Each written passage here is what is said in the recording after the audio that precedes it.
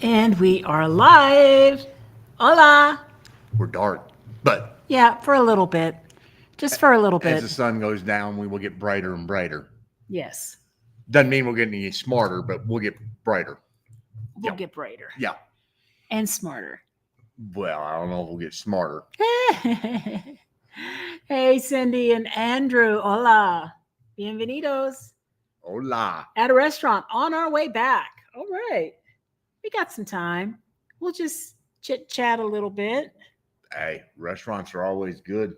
Well, most of the time. Most of the time. Yeah. I mean, every once in a while you get a clunker and go, ooh. But that hadn't happened very often. Not too terribly often. We've been lucky. We've had some pretty good restaurant experiences. Usually, if somebody's going to have a bad experience, it's going to be him. Because if he tries to order beef and they overcook it, and that has happened for him. Well, it doesn't matter what side of the border. I mean, I can go, I've had to give up going to Applebee's because, good God, they screwed it up every stinking time I went in there. Oh, that's true. One time Applebee's was having like this steak meal thing, and it came with a sauce, some kind of sauce, like a gorgonzola sauce or something. No, it was a shrimp sauce. It was shrimp sauce. Okay, yeah, it was a sauce on the top, and he doesn't eat seafood. And he told them he didn't want it on his. Well, they brought it out, and he sent it back. And what did they do? They washed it off in the sink and recooked it. So then when it came back out, now it's overcooked. Yeah. That's when we finally went, we're done with Applebee's. We were done with that. Hola, Papa. And Papa, I don't know if you're aware, KJ and Craig from Truly Remarkable Life are trying to get a hold of you, and we didn't have an email, I don't think, for you. So just so you know. Regarding the meet and greet in Ajijic in February. So and hola, Gringissimo and Tommy, Tom, and Jesse, Lambden, and Gina M. Another Gina, I know. Buenas noches. Buenas nachos. I almost sat there and went, oh, that's cute. Buenas Gina Marie. nachos. I mean, I know. Of course, it's just, yeah. Woo. Okay, so I'm having a Zen moment. We're being very Zen-like here tonight, and I'm going to show off my latest essential oil diffuser, which is currently diffusing Peace and Calming by Young Living. I forgot that I had some in packets, and those packets must be about 8 years old because I haven't done Young Living in a long time. I switched to less expensive companies. So, but it's nice to smell it. I haven't smelled it in a while. So. Yes. Okay. Okay, Peppa, you got an email. Awesome. Awesome. Hi, Julie. Hola. Oh, yes. Yes. Tom, this is going to be interesting. Oh, no, you lost the sound on your computer. Oh. Computer mafia. Yeah, we know what that's like. Yeah. All too well. Well, it's almost 5 after. So business. Okay, some business. Yes, miracles do happen. And there is another video dropping on Saturday. It happens. I know. I couldn't believe it. I actually had it done last night, which was like, what? And it's going to be all about, we're going to take you on a shopping trip with us to HEB. So that might be boring for some people, but some of you might actually find it interesting. So that's coming Saturday. Mm-hmm. I do have, going to make a video about this. Guess what I got?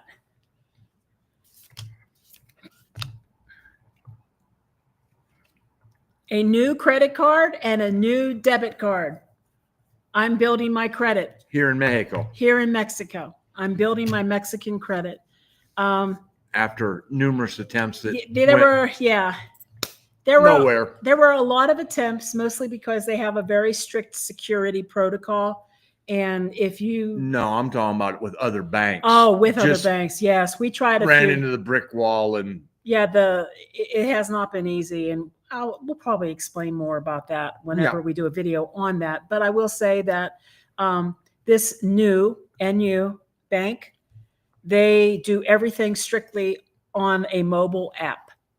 It's not really a bank; it's a finance company, but they do report credit like a bank. So, and they offer really, really good interest rates if you're going to save money and things like that. So, which that is one of the things that is a lot higher down here is the interest rate on savings. So, of course, also higher is the interest rate on credit cards. But yeah, we'll go into yeah. that. We'll do that in the video. But I'm going to start dropping that link in our video descriptions too.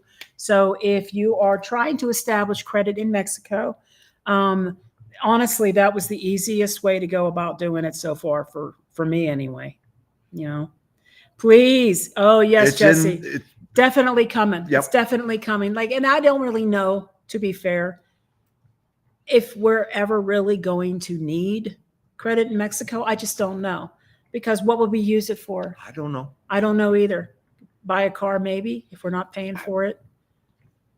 Buy a house if we're not we don't know, but it's at least a place to start, because it's particularly difficult when you're a foreigner. It's better to begin down the highway before you need to be on that highway. So, I mean, at least now the early steps have been done, and we're going down there. So Cindy, it was new NU, and they're actually a finance company. I think they came out of South America somewhere. I want to say Brazil or Argentina, but I want to say it's Brazil. I'm not real sure, but they're new in the market in Mexico within the last, I don't know, 5 months or so. And Mexican credit cards have horrible, horrible, horrible interest rates. Horrible. But I actually read a finance article online that said that the interest rates could get as high as 150% for some credit. And there's news is considered a little high, but not that high. So yeah. No, we'll outline all the video, all the pluses and minuses, but sure will. It was a trying time when we were attempting to get a bank account through Banamex and Imbursa, and just it seemed like we kept running into Stonewall. And finally I saw this, and I was like, you know what, let me just try. And it took a few shots and just trying to get through their registration process, but all done. Had the card in 4 days? Something like that. Well, no, because you were doing it on Saturday, because I remember you sitting in here going, are you kidding me about how many times you had to keep submitting the pictures? I know, I had to keep submitting. And so that was Saturday, and the cards arrived today. So here it is. Tuesday, Wednesday. Right. That'll be an interesting video. Yeah. Okay, so we really didn't have a topic for tonight.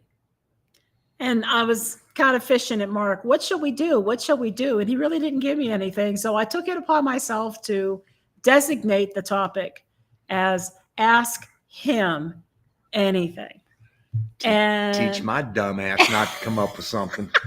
This is not going to be about Gina tonight. This is all about Mark. So yes, he's in the hot seat. He's in the hot seat. You get to ask him whatever you want. So I'm going to propose the first question. What is your earliest childhood memory?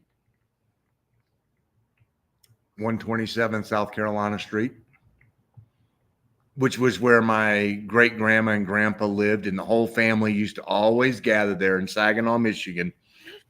And I was 4, and my great grandmother, was the baker of the family. I mean, and when I was, itty bitty, you walked into her kitchen, which, by the way, we have her kitchen table, which yeah, we do. It's 100 years old plus. 100, almost, it's pushing 125 years old, and it would walk into her kitchen, and she always had sugar cookies, and the sugar cookies were about the size of my head at the time. I mean, I'm a wee little tot, and so I'd get the cookie, and couldn't eat it any place other than in the kitchen or outside, because you 3 or 4, you knew you were going to make crumbs. So that was the rule. If you got a cookie, you ate it right there. So great grandma could clean it up. And then after that, it was get out of everybody's way. You are a kid. You are not the center of attention. Go. And so I would go into great grandpa Axel. He had a room, and in this room, he had this leather wingback chair, and he had, on one side, he had a little table with the radio on it, and then on the other side, he had one of those old school stand-up ashtrays.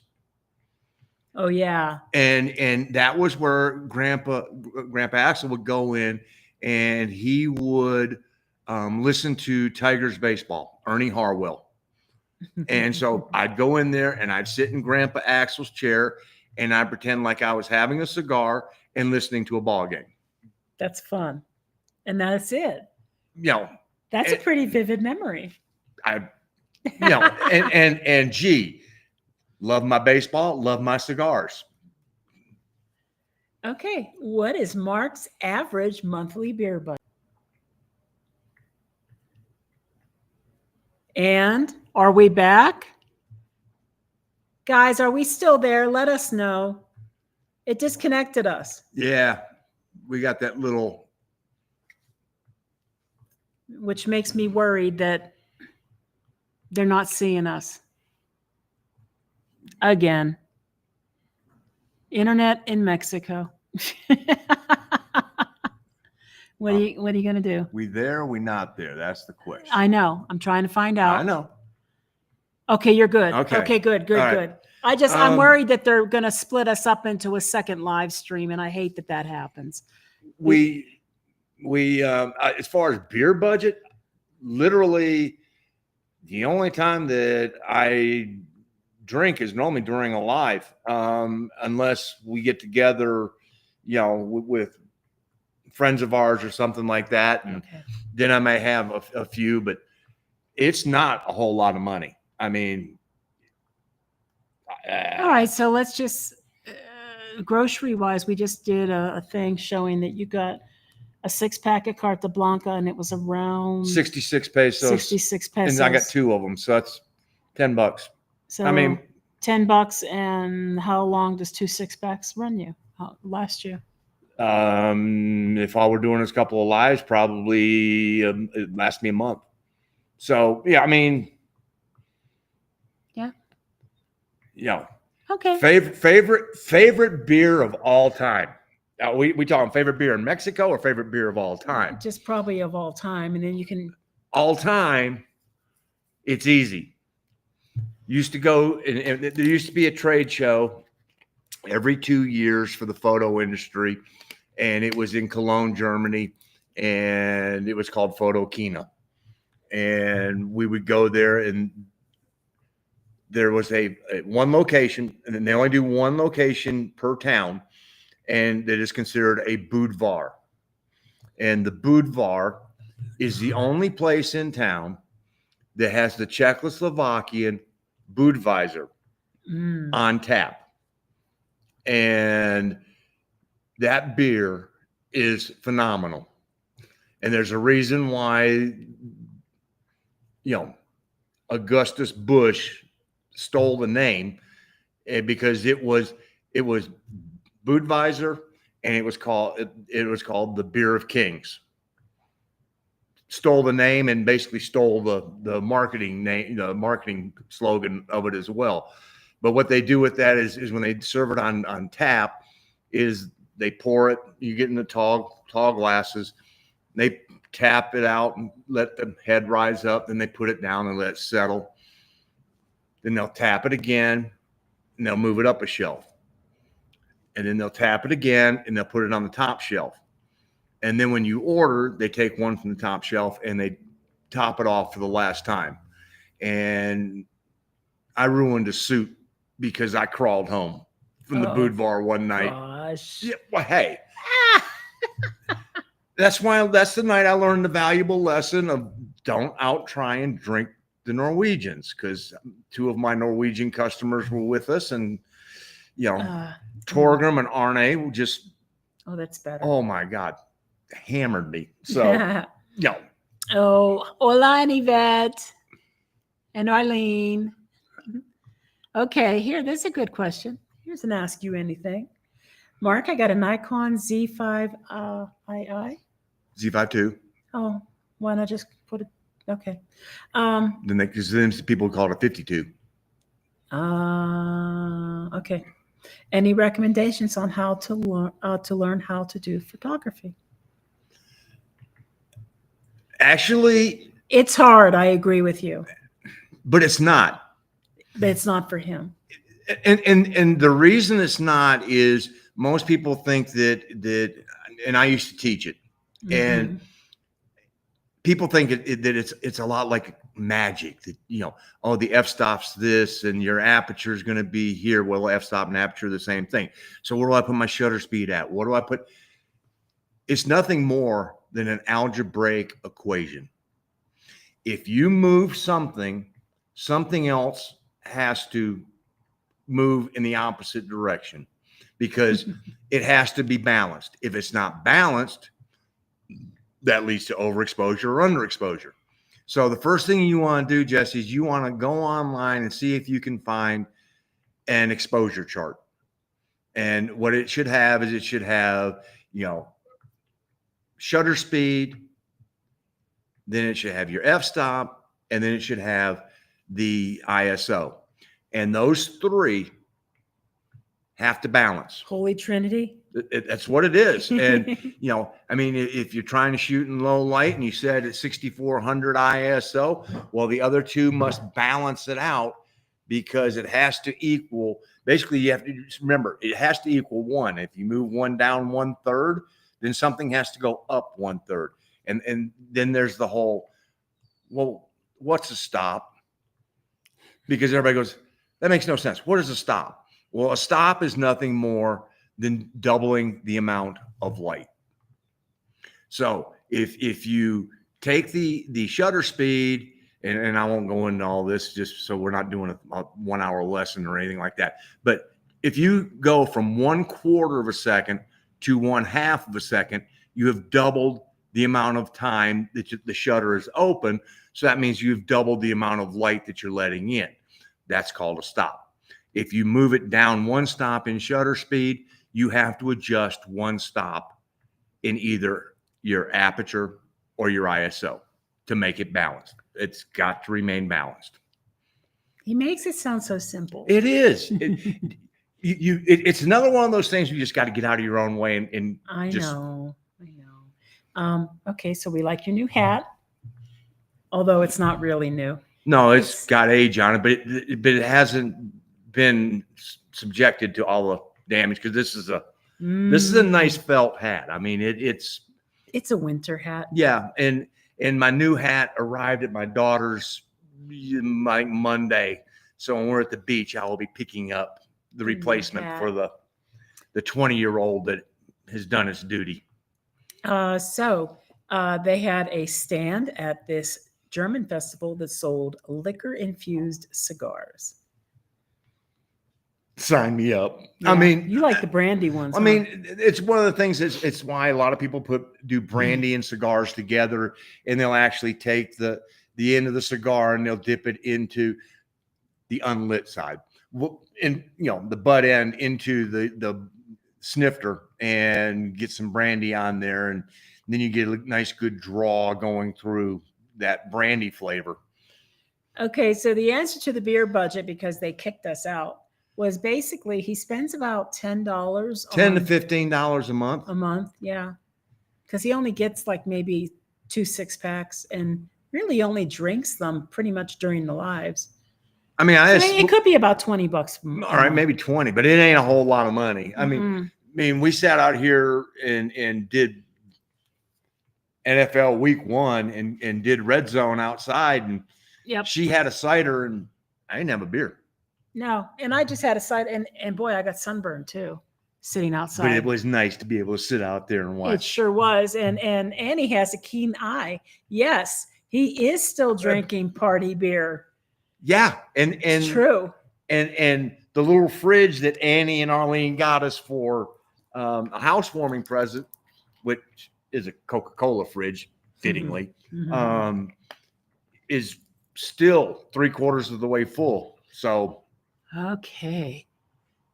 And hi, Terry. Hola from Oklahoma. Here you go. The other Gina wants to know what your favorite city has been so far in Mexico. Okay, it's a difficult question because are we talking about to just spend time in or to live in? Because there's two different things. Well, how about both? I mean, favorite city as far as a vibe and everything else, Huatuco. I knew you'd be down on Huatuco. Yeah. That was a fun centro that just had a great vibe to it.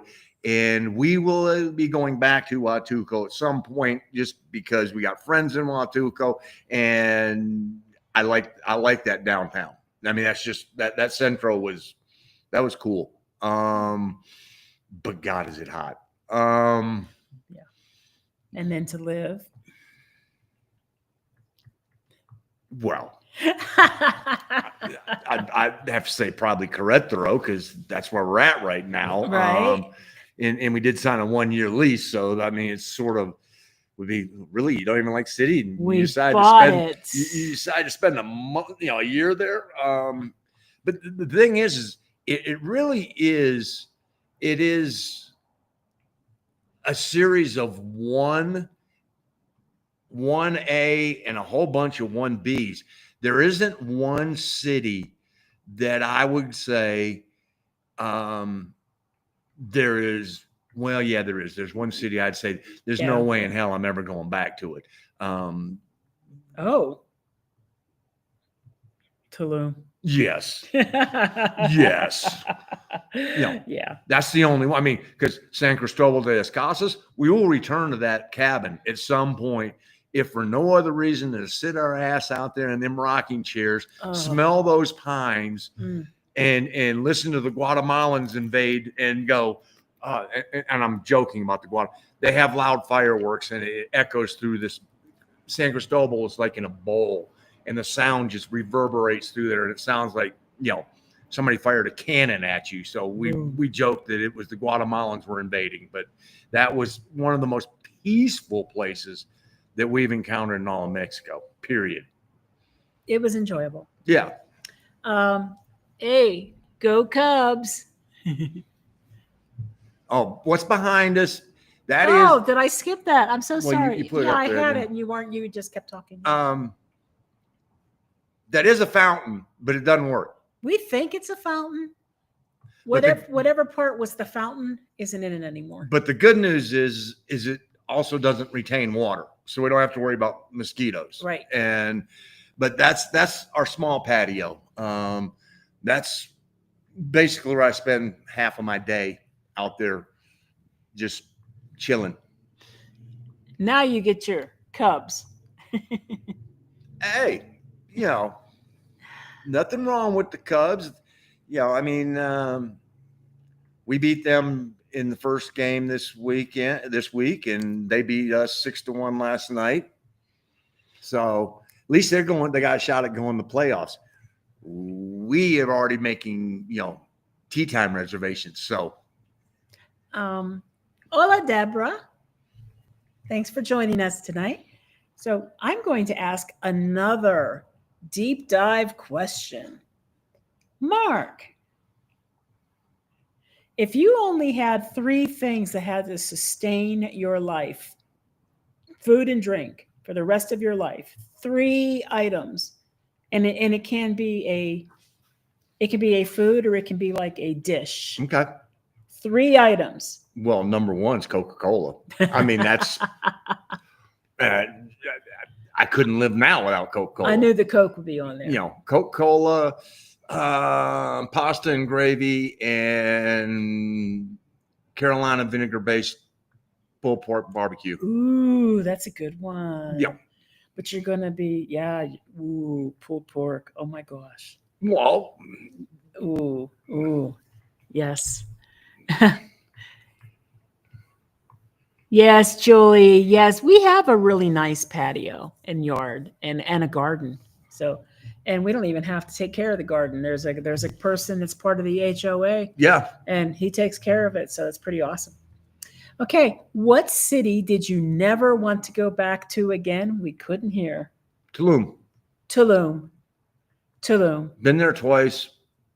Yeah, and the difference, and I think the biggest thing is the difference between when we went in 2021 and then we were there again 2023. And in that 2 years, there was a huge difference. Huge difference. There was. And and I had been in Tulum 11 years ago, and I didn't even hardly recognize it when we went back because it had grown that much. Yeah, and it's exploding, and not in a good way. So I mean, the properties that are there are decreasing in value. They haven't been able to fill their hotels. They basically had a bunch of real estate developers oversell, and they haven't had the infrastructure that they needed for that oversell.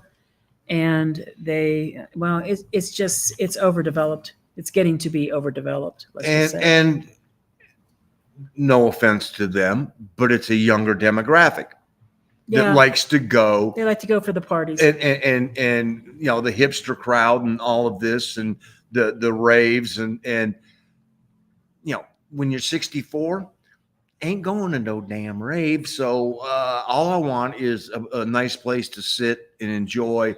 And I mean, it was getting problematic 2 years ago just to get to the new Chedraui. And that's before they have widened the road. They were in the process of widening it all the way down to the beach.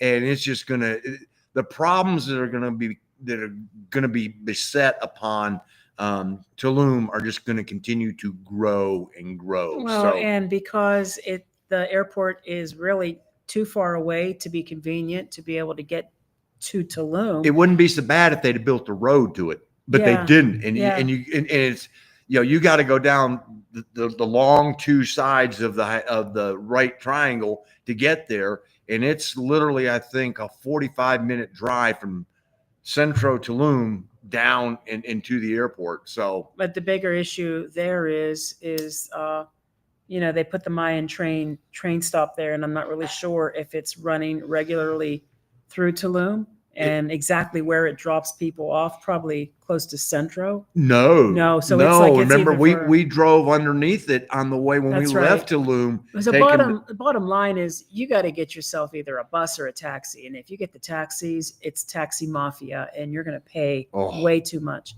And the outcome from all of that, the decrease in tourism this year, the airport being where it's located, is that a lot of those major airlines that were really excited about having flights to Tulum have now cut back those flights and redirected their flights to Cancun and they just got done Cozumel. You know, because Cancun has got it figured out. They've expanded the airport. They're trying to expedite people through customs, because that was the biggest thing that we always hated was, you know, that customs line to get through was a nightmare.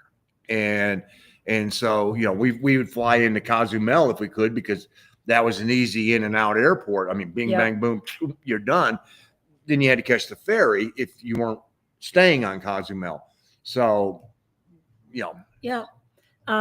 Was in Puerto Vallarta September 4th, saw Gringo Gulch and got a tour around the area. Awesome, Terry. Did you enjoy it? That's the question. Did you like Gringo Gulch? Um, I was just thinking, how am I going to get Carolina barbecue in Mexico? Have you had any luck finding it? No, no, Not vinegar based. no. Now we did buy some Kingsford, KC based, Yeah, we just had it last night, and that's the first time we've seen it. and that's a KC style barbecue, which means it's a tomato base. You know, Sweet tomato. That's KC, And it was good. It was good, but it ain't Carolina barbecue. And we've had Tony Roma's. Tony Roma's, and again, that's more of a KC based. It's sweet. You know, actually, Jesse, I used to make my own sauce. I mean, all it is wine, vinegar, peppers, and some seasoning, and just cook it. And you actually can just put it into a gallon jug, and it'll last forever. Because it's wine vinegar?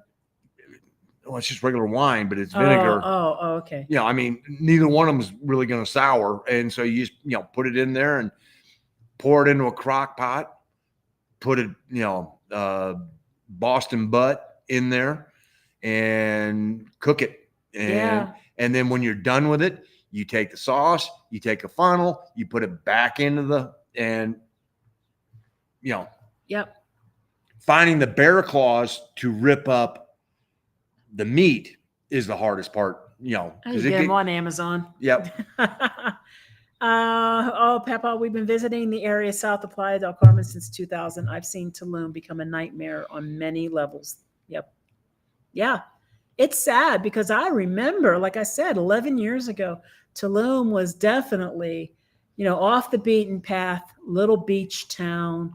Well, we had we had friends that got married in Tulum, and they have no desire to go back. No. It's changed so much. They're like, oh yeah, it was a quaint Mexican town that we got married in, and they have this visual image, and they know that image is not accurate, and so instead of ruining that image, they go, it's up here, we'll keep it there, instead of going there and going, oh my God, what have they done? Yeah, and it's it kind of reminds me of how when I was still working at the hospital in Asheville, my manager does missionary work. And when I told her we were going on vacation in Playa del Carmen, she couldn't believe it because she hadn't been back to Mexico, to that area, since she did her missionary work in the 80s. And so Playa del Carmen was a little fishing town in the 1980s. I think it had like 14 to 20,000 people when she was there. Yeah, and so she couldn't believe it. I told her, no, it's kind of like a little Cancun right now. And she was just blown away. And that's kind of what's happening with Tulum, And I wonder if Bacalar is going to be. Well, they're already complaining in Bacalar because they're worried about the integrity of the lagoon and everything else, because that's the main draw to Bacalar, and there's already people going, the water's getting cloudy and this and that, and Yeah, and I agree with you on Tulum. Taxi Mafia is enough to drive tourists away in itself. Yes. I mean, you know what? And they hang out in all those developments that aren't finished being developed. They hang out in there because you can't walk to any place inside those developments. You got to get transportation. Well, so they're waiting. I mean, where we were at our condo there, we could walk to an Oxxo or a small tienda, couple of restaurants, which were all overpriced, by the way. The restaurants, or I could walk to go spend 700 pesos to get a haircut. Exactly. But to get anywhere, I mean, out to the main drag, no, that was a hike. Now, here's a question. How do you protect yourself against aggressive dogs while out and about? I'm in Tucson and my dog was attacked last Friday. Here I can at least carry pepper spray for the next time. I don't know. I don't think I've ever encountered an aggressive dog here. No, like even street dogs here, I've never seen a street dog be aggressive unless you get up in their face and you try to pet them or something like that. They tend to just wander around. And a lot of dogs are loose. It's not like they're on leashes and stuff. I've never seen an aggressive dog here yet. Mm-mm. That's not to say they don't exist. No, but I mean, I'm thinking back to when we were in SLP this last time. We were sitting in Jardín de Tequisquiapan, and that one that came up, and people kept trying to shoo him away because they had their own dog. And, well, Yeah. you get two dogs. Well, there's some butt sniffing that's got to go on. Well, and they were like, go, shoo. And But I'm wondering, does anyone who's on right now, do you know if stuff like pepper spray is legal in Mexico or not? I don't know. And you probably, if it's legal here, you could use that here too. Just a thought. Otherwise, don't have an answer. So sorry. And I'm really sorry that your dog got attacked. That's sad. That's. She goes, she's okay, but I just want to be prepared for when we get down there. We really haven't encountered that. We haven't. And I mean, I've seen people walking around even in here. I think they actually work as dog walkers because my God, they may have 5 or 6 dogs on a leash. Minimum. The dogs they can't all be from the same people, and they're all different sizes, and they're getting along. I don't know. Yeah, I mean, even the feral dogs seem to be fine. So far, I mean, Yeah. I think that they develop that attitude because they know that people are going to feed them, and that's where they get, between the trash cans and people tossing them something. You go ahead and answer. Okay. I'm going to step away for a moment. Okay. Sorry, guys, I gotta go. You got that right. Then that's one of the things we did, when we chose South Dakota as our domicile, to move down here, was that we didn't have to go back every year and get the car inspected. So, that was no taxes and no annual car inspection because, we've been down here almost 3 years. And if I'd have had to make, 3 drives back to the States just to get a car inspection, that'd been like, no, that's not worth it. So that one of the reasons we chose South Dakota. And I think there's 9 states that I think that's right. Currently 9 states that do not require that you do an annual inspection. So that was one of those that we went, okay, because that's almost like paying yourself because that drive, I mean, shoot, it's 3 days to the border from here. Well, 2 days if I drove hard, and then drive back to wherever it would need to get inspected. Not a fun thing. I got to drive this thing now.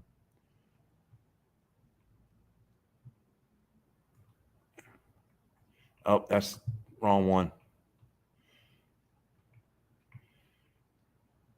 Well, that's true. But then we know all about that. So I can believe that. I think that here in Mexico, most of the time they really don't want to have an undue amount of weapons. And some people would consider pepper spray a weapon. Wow. And you can make your own. Well, true, but the other thing is we've been in El Grito, we've been at New Year's Eve, we've been Christmas Eve celebrations, and honestly, we've never felt threatened, and so True. And we don't even feel uncomfortable. So when you see families together laughing, having a good time, and everything else, to us, that's okay. That's no real need. Have a good time and enjoy. Oh yes, here also Cindy says, have to check local laws. This woman with a pit bull carries a stick with her when she walks her dog. Yeah, I mean, well, take a walking stick. A, it helps with the walk, and B, it's there if you need it. Oh yeah, did you see Tom's comment here? Yeah. Yeah. So have Gina drive you home after a pack of dogs followed me my first night here. Well, that's because what Tommy had in his pocket, probably, he hadn't had the doggy bag. Yeah, after dinner. Oh, this is a good suggestion, Deborah. Good suggestion. Ring razors or loud whistle, dog whistles and stuff. I'm sorry, guys. I have to go again. That's one of those things Damn. that the dog whistle. Like if you were to do that in a Hardin with the number of dogs that are there with the families, you'd have a whole bunch of them howling. But if we got rid of the one that potentially was going to be problematic, that could be a good thing to do. Well, tasers are better than razors. Razors will get you in trouble. But, so, but, okay. This weekend we're going to drop a second one. So, and thank you guys for all the active participation we got on the one that just dropped this past weekend. We were a little concerned as to how well it was going to do because of the long layoff that we took, it's from producing videos. And man, you guys sent it going well above what we anticipated. And thank you very much for that, because it was nice to get one back out, and it was nice to get, all your comments on it, and appreciate all of the nice comments and everything else, and going from there.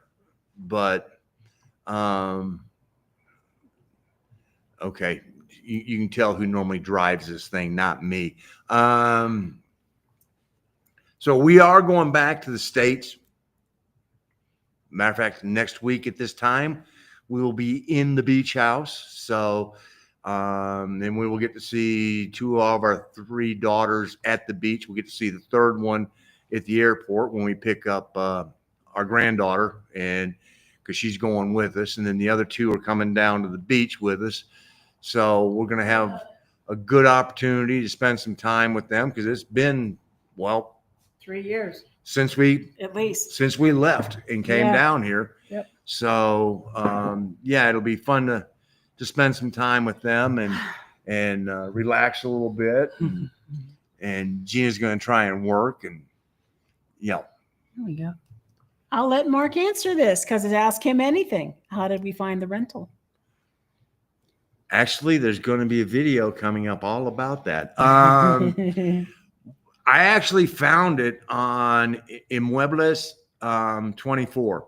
Mm-hmm. And it's a site that you sort of have to go through. And it has a lot of AI in there, and it kept wanting to shoot us back up into Zibatan, Zakia, and things like that. And it was like, we were looking more down here in the southern side of Querétaro, in the Corregidor and El Pueblito area, and just happened to find this one, and it was a little bit higher than the budget, that Gina had set. And I was like, well, I'm not even going to show her. And, then it was, and then we finally decided to get serious about looking for a place. I was like, well, I did find this one. And she looked at it and she's like, wow, that's interesting. It's a little pricier than what we wanted, but let's go look at it. And then we'll give you the do's and don'ts. But the biggest thing that we did is we've got two very good friends from my place at Querétaro, Lisa and Romy, and we contacted them, and they acted as our agents, and they did everything. As as far as working with how to get the lawyer to get everything that needed to be done, and signing a lease here in Mexico is about the same as doing a closing on a house in the U.S. So that was something that it took some time to get done, but we are so glad that A, we worked with them, and B, that we got the place we got. And it was one of those when we were in San Luis Potosí, we really both were going, wow, I miss this and I miss that we have here. And so, yeah. Yeah. Okay. Cindy has a question for me. No, Cindy, I have not found another job, but my name is out there, and a couple people have contacted and ghosted me, as is the norm on LinkedIn. How many times has that occurred to you? Yeah. Although one of the women who was on my team and is working elsewhere now, her manager asked for my resume. So should something come up there, if they add additional positions over there, I'll probably hop over to that. Well, it always helps when one of their top producers, because we know that she is always one of the top producers, goes, she's as good as I am. And it's like, oh, so I could have two of you? Well, you could, yes. So top producing. I started out today with 24 unresolved tickets, and they were involving brand new build, locations and stuff like that, test menus. And I closed 7 tickets today. That's probably as much as I normally close in a week. Yeah. I kicked butt today. Yeah, that's so. No. Yeah, pretty much. Oh yes. Hi, Tony. Yeah, I wasn't aware of who this person was, and Mark told me about it today. So that's pretty sad. I don't know a whole lot about him. But no matter what side of the aisle you're on, nobody deserves to be killed in front of a crowd of people like that. So nobody deserves to be killed, period. Nobody deserves to be killed. Whether you agree, you disagree, you know what? If you want to get up there and espouse your opinion and yours is on the opposite side, by all means do it. Yeah. But taking a husband and a father away from the family,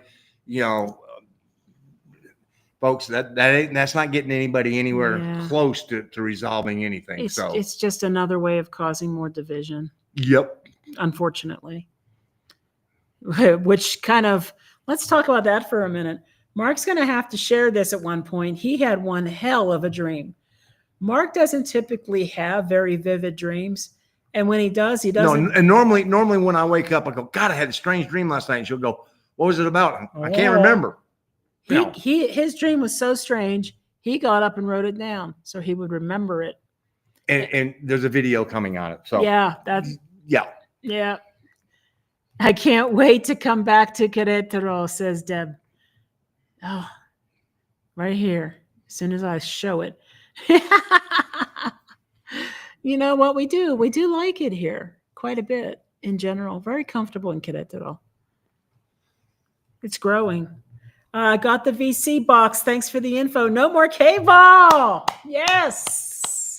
No more cable, and you get everything. That's almost everything. I was a little disappointed that you don't pick up the BBC and British television in general. They have a lot of sports, but that's it. Okay. I mean, that's all. Yeah, that's all. I was hoping for some British, type shows. But I mean, if you want to be able to keep up with your favorite team, even though this is as close to 500 now that we're 0-1, but red zone and in only about 3 weeks, the puck drops and it'll be hockey time, hockey season. And so that means, Annie Vet and Arlene will be over. We'll be watching the hockey outside. Yep. And we got to get our Pizza Hut, deep dish, pan fried pizza, because that's tradition. And, pan pizza. And watching the Canes play hockey. With pineapple. So, no, I'm glad it's working out for you. Yeah. And yes. Oh gosh, what is going on when I do this? Okay. You're hitting it on the right side. Just thinking you're trying to do a right click. Yeah. Lizzie and Romy are the best. I mean, if Querétaro is on your list of possible places to live, you got to contact the two of them because they go above and beyond to make sure that they will find you the place that fits what it is that you're looking for. I mean, yep. And we knew them as friends long before we became customers. Tony, you're 100% right. Yep. Nobody deserves to die. Nobody. For talking, but no matter what they believe, that's not the solution. It's not the answer. And yeah, I know you're asking Gina, but the answer is yes, because his mom's got one. My mom was like, I'm done paying cable. When she found out all the college basketball she could watch, she went, I'm done. Uh-oh. Are we gone? It's not saying that we're gone. Oh, I don't know. Okay, moving on. We don't use VC Box. How is it? We use our Fire Stick and love it. Oh, use what you want to use. The only thing I would ask is, if you have any kind of streaming services, are you still paying for them? Because if you are, you don't have to on VC Box. Yeah. You pay one time, and I've got access to Peacock, Paramount Plus, Disney, Hulu, Netflix. Paramount. I said that. And then, of course, all the sporting events. Oh my God! Even the pay-per-views. And like we were, Mark and Paulette from Two Travelers to Mexico came over to the house after we went out to do some touring and was showing them VC Box, and Mark was like, "Yeah, but what about baseball?" And so I took it over and went to MLB.com, and I said, "Every game, every day." Mm-hmm. And I was doing this when we first got down here. I was doing the same thing he was doing, and that was paying the $139.99 or $129, whatever it was, annually, just so I could watch my Braves. And okay, boom, done. So it's any hockey, any football, any baseball, any basketball, it's there. I'm gonna check something real quick here and see. Nope. Okay. Just checking our speed. So Lee's and Romy took you around. That's good. That's good.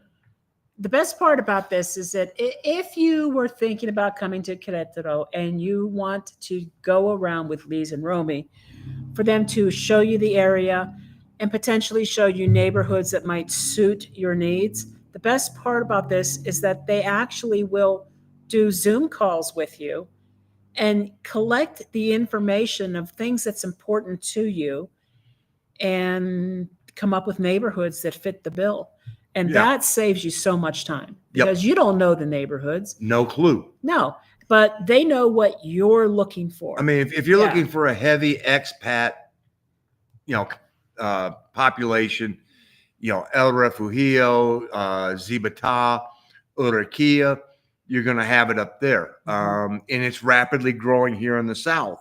They're building as fast as they can on the other side of the Carretera where, they're putting in a new Costco down here. There's only so many places they can go.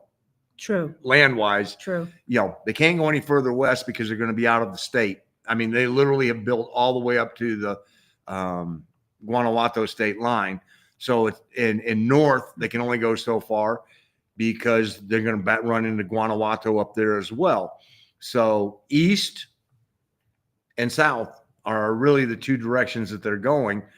And, we happen to be right now about as far south as they really are. I mean, there's a few on the other side of the Carretera over there, but they are building them quickly. They are. So, yeah. I got another Mark focused question. So a lot of you may not know, or maybe you do know, Mark served in the Navy, and it's interesting because Mark's dad was a Marine. And I was like, well, why did you go into the Navy? Piss him off. And why would it piss off your dad? Because it wasn't the Marines. And damn son, what, you ain't tough enough to make it through the Marines? Yeah. No, it wasn't contentious or anything like that, but it was just one of those where, a little bit looser, facial hair, things like that. So, yeah. Yeah.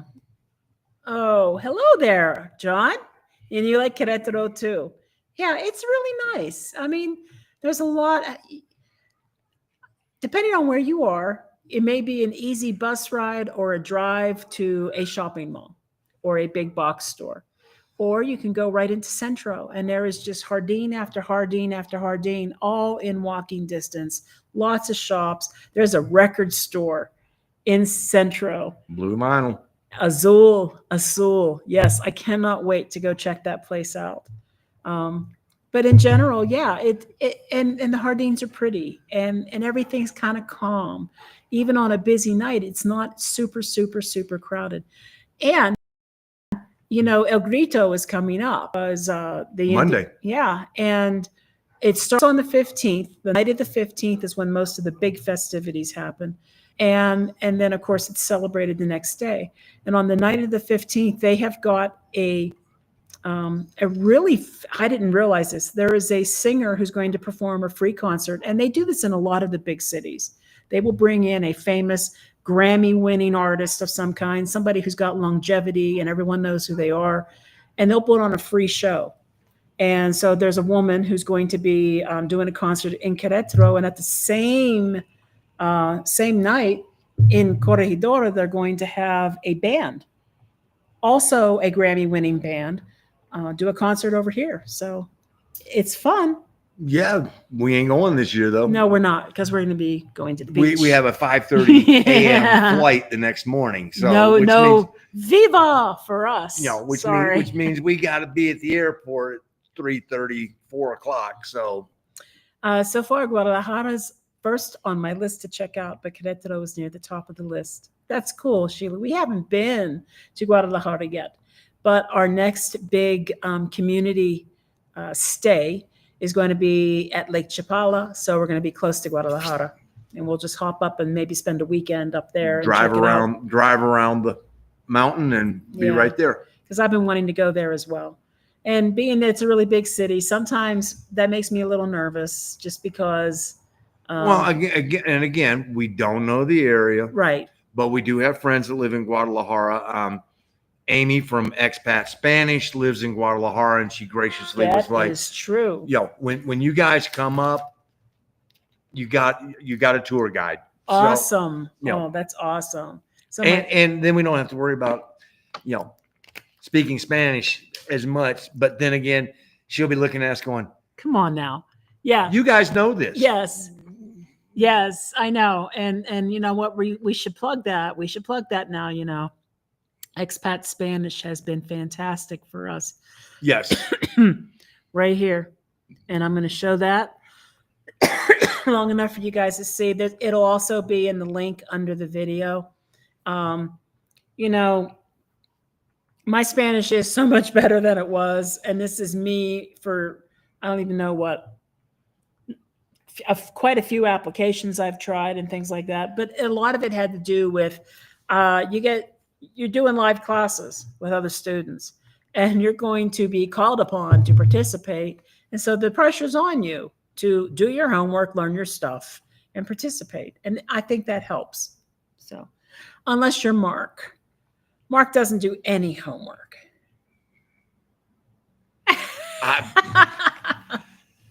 They say you get out of it what you put into it, but I got a lot out of it. So, my Spanish has gotten infinitely way better. Yes. I heard you talking to Pueblito today. It's just.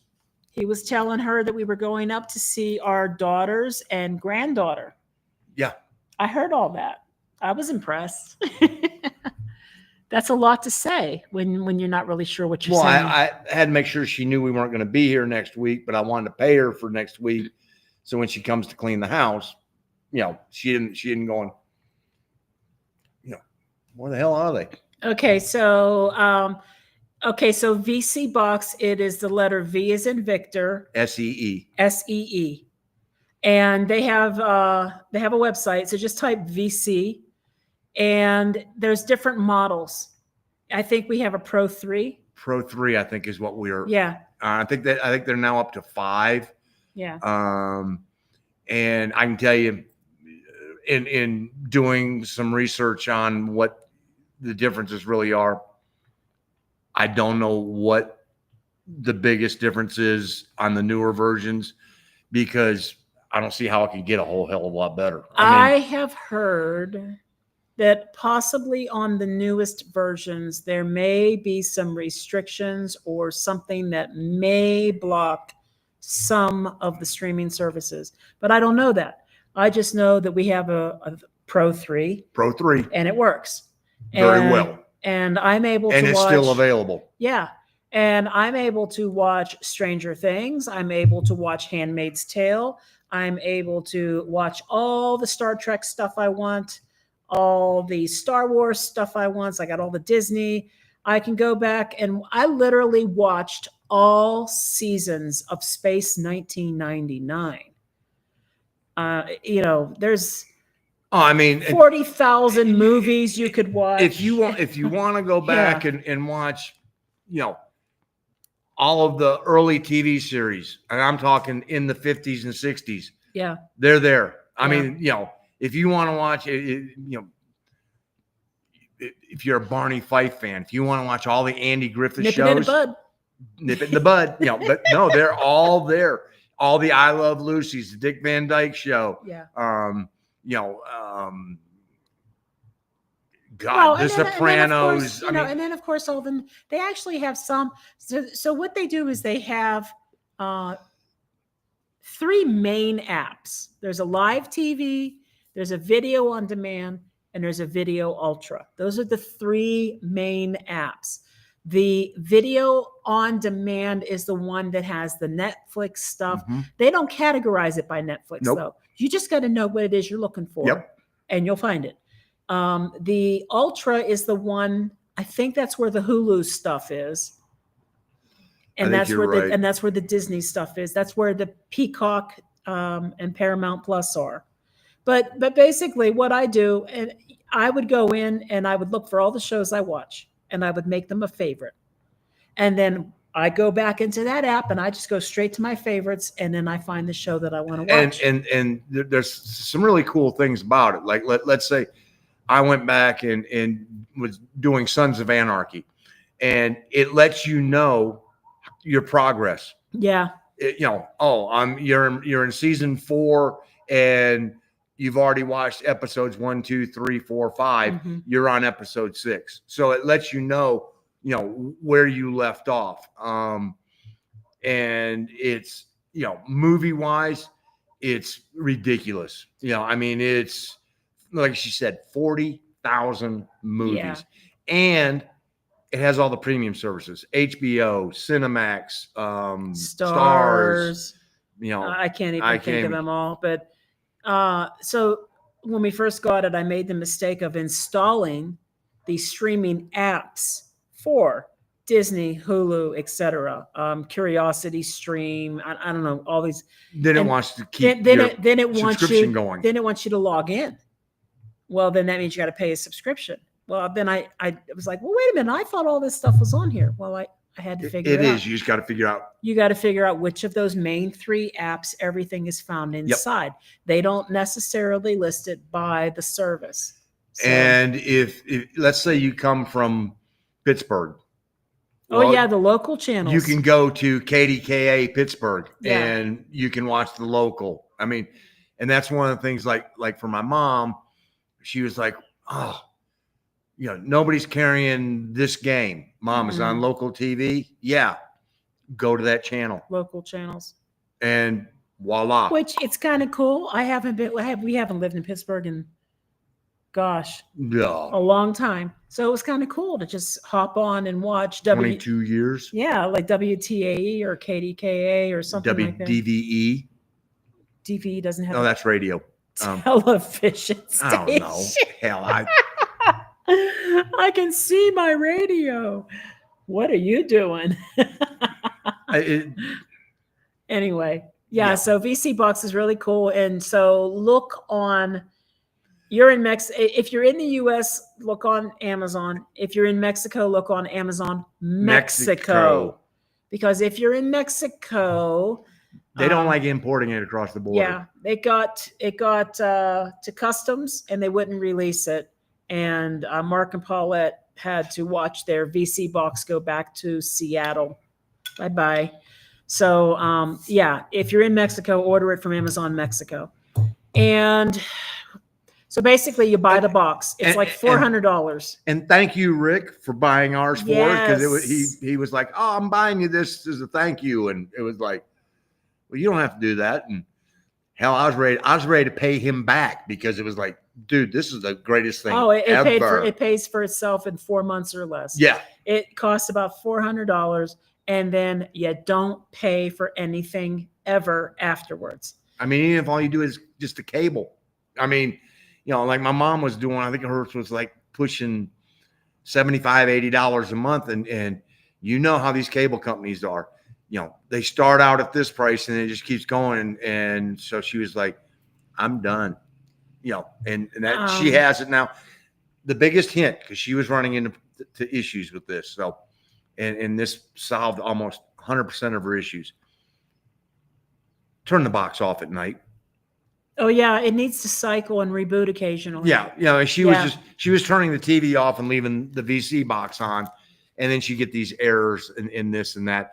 And as soon as she started, when she went to bed, turn off the TV, turn off the box. And when she did that, it's an Android operating system, so it's an Android device.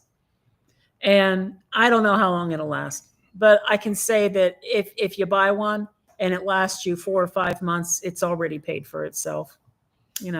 I canceled at least $80 a month in streaming services, at least $80 a month. Yeah. Plus your MLB per year. Oh my God. I mean, 2 years of that paid for it. Yeah. And so and how do you get the box? Amazon, they do have their own website too. So maybe they sell them through their own website, but Amazon definitely carries it. Yeah. I mean, and just make sure you get it through the Amazon of the country that you're in, that you want to have it delivered to. It's tiny. I mean, like very small. It's easy. I took it with us to SLP and it fit into my computer bag.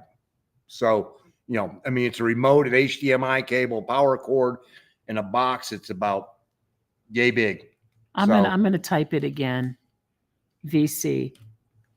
So I'm putting it in the chat because I saw that somebody was having a problem finding it. Yeah, couldn't find it. It's a weird way of spelling it. See, so Deborah said she can't find it. It's the capital letter V, capital S, and then capital SEE, VC. And Lise and Romy had my list of wants and do not want, and they took me to so many different areas that suit my needs. Yeah, they're great. They are great, and they make it easy for you. And I honestly have to say, first of all, they both know the area, and yeah, because Romy's been here 40 years, I think it now.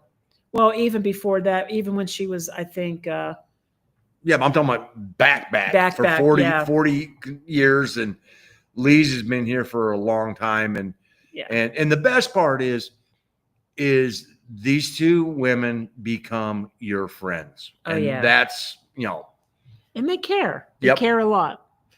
And they work hard. So my son is active Navy. He wanted to go into the Marines, but he had too many tattoos. What?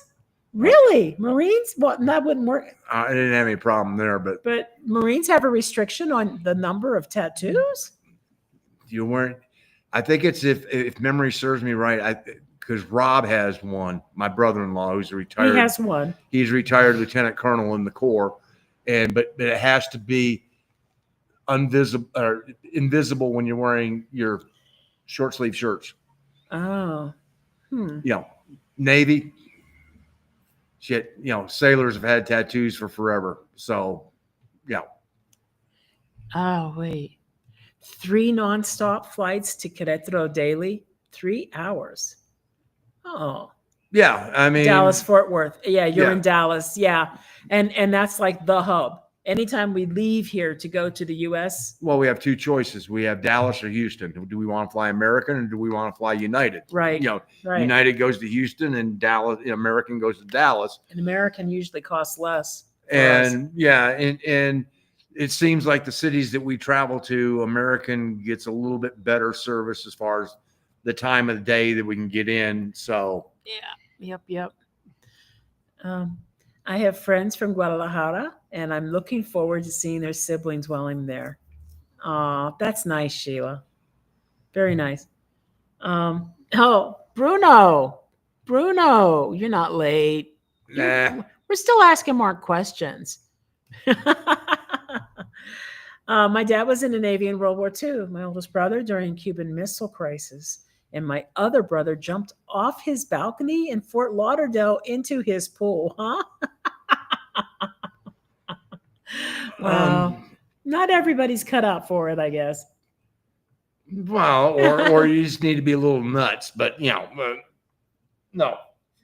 Oh. I've thought about that, but no. Here's one for you, honey. What is your craziest drinking experience? Oh God. Not the cruise ship ones, right? No, those aren't crazy. Those are just Even when you wake up on the floor? Well, I mean, it would have to be when I was in the Navy and got absolutely hammered and actually went to sleep in the hotel room, or not in the hotel room, in the hallway right in front of my door. And 2 cops came to wake me up. And this was in Waukegan, Illinois. And they went into the kitchen and they got a fish. And they woke me up, and there's this fish about that far right in front of my face. And which was like, whoa. And now we know why he doesn't like seafood. Well, I didn't like it before, but that definitely didn't help. and they were, sir, do you have a room? Yeah, I have a room. I just couldn't find it. Let me see your key. And they gave him the key, and you're right here. Go to bed. Oh my God. There was one in New Orleans, but we ain't gonna go into that one. The one where you used to let the balloons go during the hurricane? Well, there was that one too. And we were stupid enough to sit up on top of the Jack's Brewery and watch a hurricane come up the Mississippi River at us, and we're pushing the glass door open and letting balloons out to see how fast they get to the bridge. No, I was referring to something else. Something else. We will move on. We aren't going to go down that road. TV Land plays all old school. Seinfeld, everyone loves Raymond, and King of Queens. Yep. TV Land is fun to watch for sure. And question. How much does the box cost? About $400, roughly. Sometimes you'll find them on sale. I think the VC3 Pro that we have, I've seen it down as like in the 320s. Yeah, because it's an older model. It's an older model, and so sometimes they'll run sales on it. So $300-400, and I look at that and go, if we're paying $700 or $75 a month for our cable bill, or $80 a month in our streaming services, $400, that's 5 months, and it's paid for. Yep. And TV Land, most of the Law and Order episodes. Yeah, and Sheila's got one up there. Yes, we get all the movies. And all those apps for free. Yeah, there's no monthly fee. Now, I will say, when you're looking at movies, for example, there's a little notation in the corner of each movie that lets you know if it's before you select it Yeah. as you're going through, and they got like a thumbnail up they'll there. have a little notation like HD, the movie's in HD, FHD.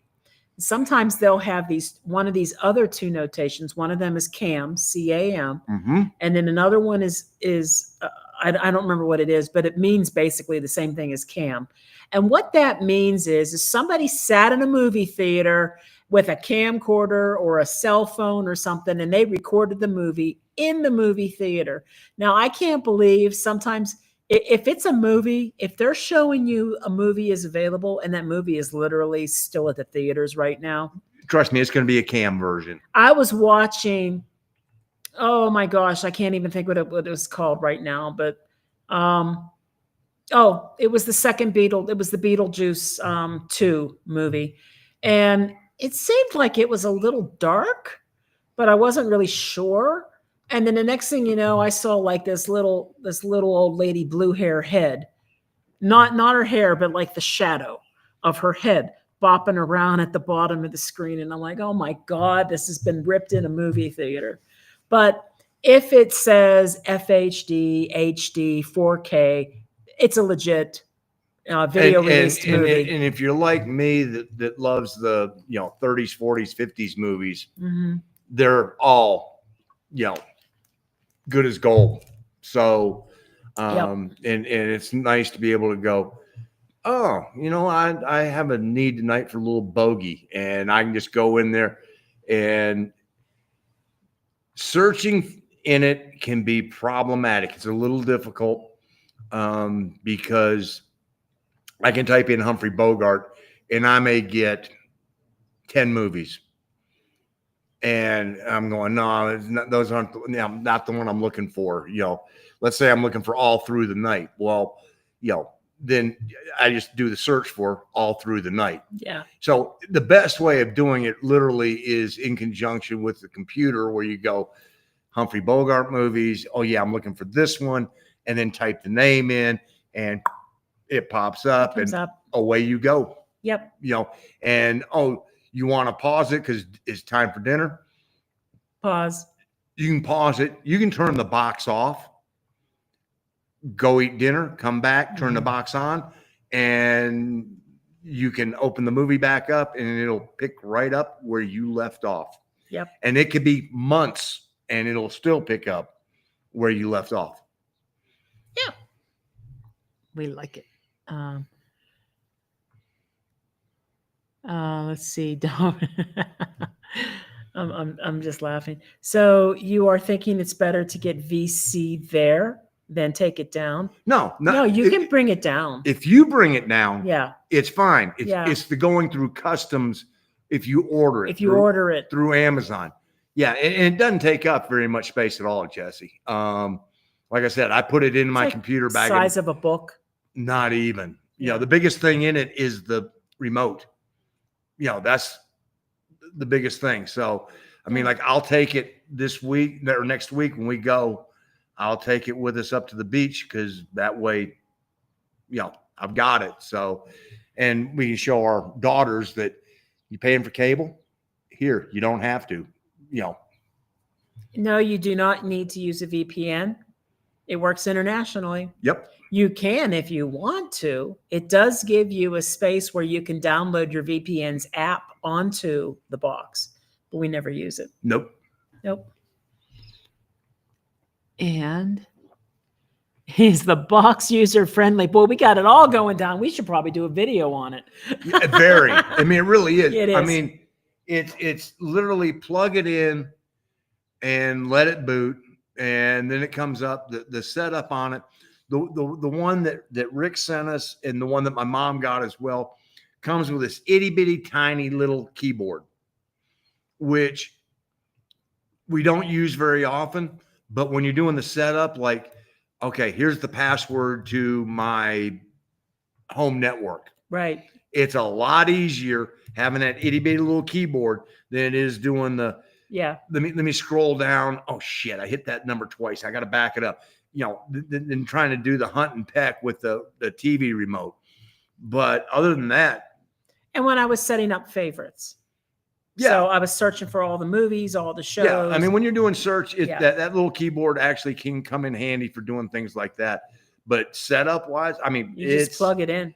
Plug it in. You turn it on, go to the input on the TV, select whichever one you happen to plug it into, go down, hit it, and it comes on, go down, and I go straight to the heat, and because that's the live, go to heat, put it on, and I can already tell you, 809 is ESPN, 849 is the Braves, 849 is also the Hurricanes. I mean, 801 is the ACC network, 804 is the Big Ten network. I mean, so once you get it, the hang of it, you can go. And like I told my mom, for her, she actually had, when she first got it, she put a little pad next to her on her table next to her chair, and she wrote down the numbers of the channels that she frequently went to.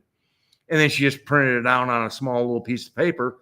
So her frequently used ones, she doesn't have to scroll through. The only time that it gets a little bit problematic is if you've got a game and it's on ESPN Plus. And the problem there can be in ESPN Plus, there's 200 channels and you don't know which one. So you have to literally go through looking for your game. And so that one is what it is. Yeah, it's a lot. It's overwhelming in volume, but it's not hard to use. So North Hills, Pittsburgh in the 70s. You weren't there in the 70s. But you know where the North Hills are. I know where the North Hills are. Yeah. Yeah. Yeah. Yeah. Well, I was considered what was in the South Hills. You were South Hills. Yeah. I mean, I was in Pleasant. Shit, where was I? Pleasant Hills? Pleasant Hills. Yeah. Pleasant Valley. All I can think of is we were TJ, Thomas Jefferson High School. I actually lived in Westmoreland County to the east, all over Westmoreland County, to be fair. But at that time in the 70s, I was in Jeanette, Pennsylvania, home of DeLallo's. Yep. Boy, they grow. Yep. VC. Okay, so if you got it in the U.S. and moved to Mexico, will it work? Yes. Yeah. Yes, it'll work anywhere. Yeah. As long as you got internet, that's the key. You got to have internet. But if you've got internet, you have TV. That's, yep. Like I said, I'm taking it with us next week to go up to the beach and boom. Because that way I don't have to worry about, oh man, they're on Roku, they're on this, they're on that. I don't have to figure it out. I got my normal TV. I use Mexico Relocation Guide contact, got Querétaro and San Miguel de Allende tours. Mm-hmm. Okay, very good. San Miguel's really cute too. I do like San Miguel. It's just a little too gringoed for me, but I do like it. It's a cute place to visit. Where were you stationed, honey? Little Creek. Little Creek. Not Little Feet, Little Creek. Yep. Little Creek Amphibious Station. It's in the Tidewater area. Okay. Norfolk. The Norfolk Naval Air Station. You got Norfolk Naval Station. And then you have Little Creek. Not Norfolk. Norfolk. Okay. You can tell that I'm from the Northeast. Yeah, well, I'm just telling you that's how they say it. That's how they say it in the Tidewater area. I used to work at the Hotel del Coronado. That's on the West Coast. Okay. NFL football games, every single one of them. Every stinking one of them, including Red Zone, which is how we watch football on Sundays. And, not a dime. And you can pick any game you want. And again, because I know Jesse's a Broncos fan, she could go to the local Denver station and she'll get whichever, whether it's on Fox, whether it's on CBS, whether it's on ABC, NBC, you'll get them. So, and Thank you for your service, honey. De nada. My husband was on the Essex. He Yep. was a Marine. What ship were you on? The USS Fortify, MSO 446. You still remember all that? Oh, you damn Skippy. You know, it's 173 feet, 11 inches long of Douglas fir. It was a minesweeper. It is now in pieces. So, it got decommissioned. Oh, okay. I was like, what? Did they hit a mine? No. Okay. Well, that's yeah. I mean, when I was in, we were the minesweeper that they sent down to Roosevelt Roads, Puerto Rico, during the Falkland incident. And the Argentinians had mined the strait between the Falkland Islands and Argentina. And we were down there in case we had to go and clear the field. And we were all going, please don't let us go, because the technology that they were using in the 70s, this boat was built. And yes, for those of you who are Navy and go, there's no such thing as a boat unless it's a submarine. If it's made of wood, it's a freaking boat. I mean, you know, everybody goes, it's a ship. No, it's a boat. It leaked. You know, and we know that it would burn to the water line in 12 minutes once one compartment was fully engulfed in flames, because our sister ship, and I can't remember the name, shame on me, coming back from Vietnam, that's how long it took it to sink. 12 minutes when they caught fire. Gone. So wow. Yeah. Wow. But he was an electrician. Minesweep electrician. A minesweep electrician. What a dumbass I was, because I was never going to get off of minesweepers. Why is that? If you're a minesweep electrician, you are going to be on a minesweeper. Always. Always. And the only reason I took the minesweep electrician is because, oh, that's right, it was a 6-month school off the boat. So you did it to piss your dad off. You did it because they let you have a mustache, and you did it to spend 6 months off the boat. It was 6 months in Charleston. Hey, life ain't all bad, you know. Oh my. A video on all the things we need to bring down that we wouldn't think of. The VC would be awesome. The 10 gadgets. The gadget, we do need to revisit that video. Yes, we do. We had done a video early on before we even came to Mexico about 10 gadgets. We traveled to Mexico. We would travel a lot. And we always had these gadgets for the most part, even when we would do cruises and stuff, if we could. And we caught a lot of heat from people who basically... Not a lot. We caught... Enough. From about 4 or 5 different individuals. We didn't have that many viewers yet, though. So no, it seemed like ratio, a lot. It seemed like a lot, but... like, you guys should do more traveling before... this is nothing. You guys don't know what you're talking about. You know what? We were right on every damn one of them. We did know what we were talking about. And 3 years... Well, actually 3.5 years later after making that video... Are there, out of the 10 things that we put on there, there might be some things that we would sub out because there were other things that we have now found. Oh yeah, this would have been more useful. More useful. But there's nothing like a VC box. Like a VC box. We had no clue about that when we did that. And so yeah, VC box would now be very high on the list. Yep. And yes, Terry, you do need internet. Yes. And of course, the better your internet, the better your streaming will be. If you've got very slow internet, you can get some buffering. Yeah. And the worst for giving you quality service, as far as that goes, is ESPN. ESPN Plus is just like, oh my God, because they always want to get me when I'm trying to watch the Canes play hockey. Then all of a sudden it'll be kick me out. And then I'll have to go listen to the other team's announcers.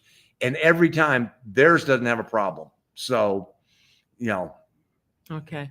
I was checking out the next question. Yeah, I don't know if that's So is YouTube part of VC Box? We don't actually have it. So I had to just do a look. But I can tell you this. You can surf the web on the VC box. Yeah, and we can pull up YouTube as a site. But Yeah. if you're talking about YouTube Subscription. subscriptions, yeah, The I can't talk. It doesn't appear that YouTube is part of the applications that VC offers. Those three main ones: the Heat, the Video on Demand, and the Ultra. It doesn't appear that YouTube is in there. Because it's an Android type device, you can download the YouTube application from the Google store. Right. You get a web browser and you go enter the web browser and you just go YouTube. And then now it's just no, that's not what I'm talking about. That's just web browsing.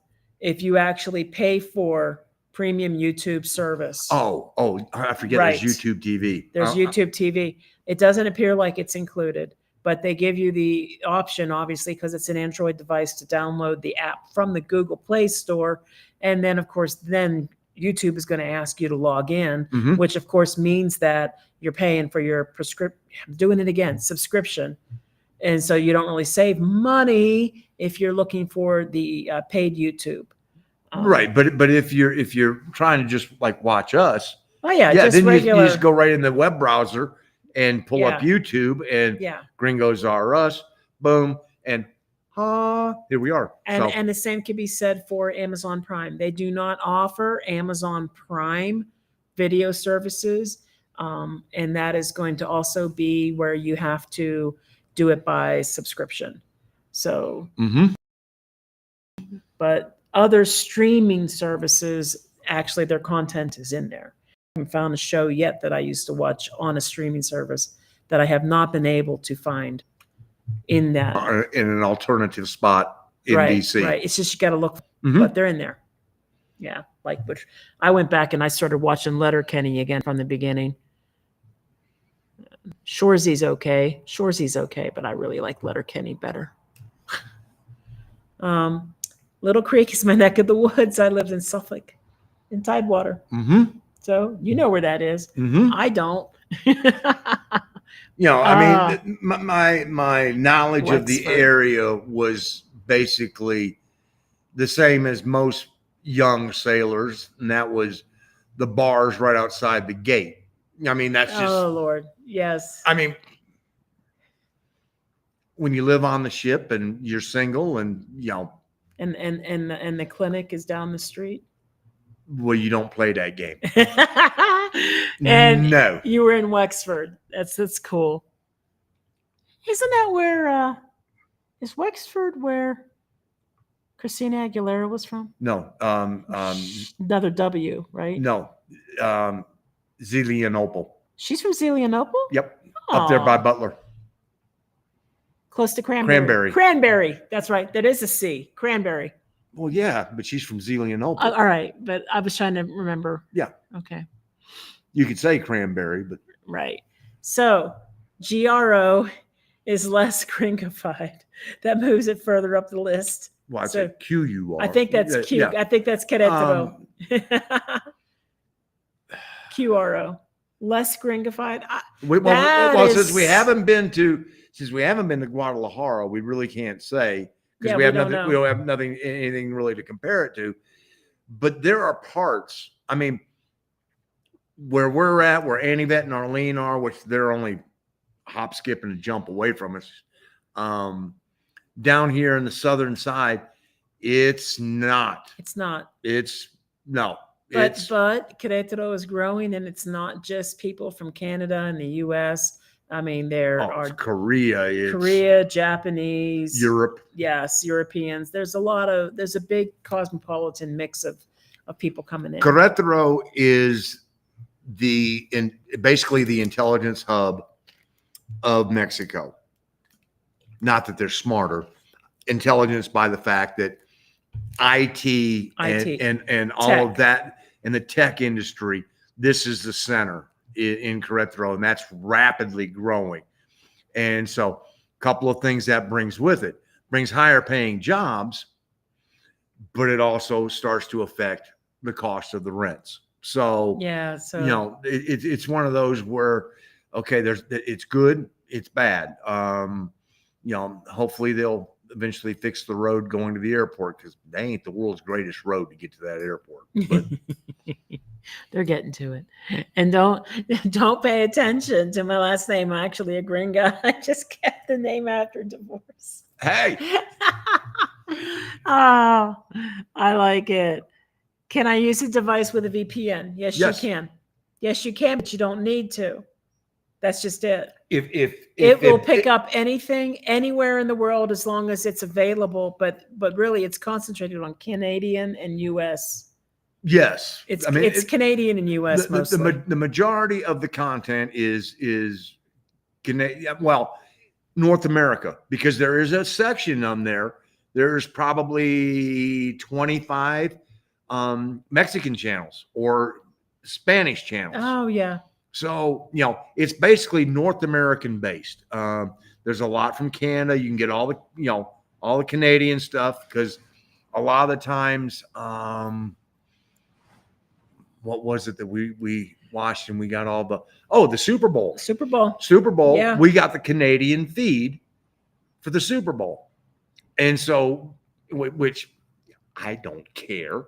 It was sort of interesting to watch the different commercials, until she's going, why are they showing a used car lot commercial? This is a Super Bowl. It's a Super Bowl. Well, we're on because we're getting the feed from Canada, and they don't do as much of they do some of the ads, but they also. Why were we watching the Super Bowl on a Canadian feed? Do you remember?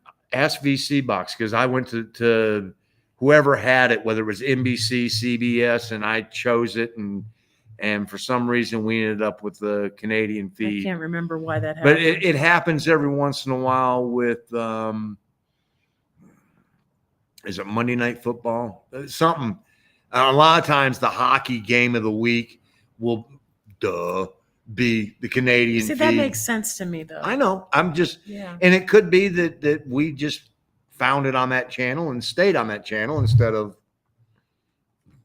going to an alternative channel. So, I turned it down a little bit. You should turn it down a little bit. I'm starting to glow yellow like I have hepatitis or something.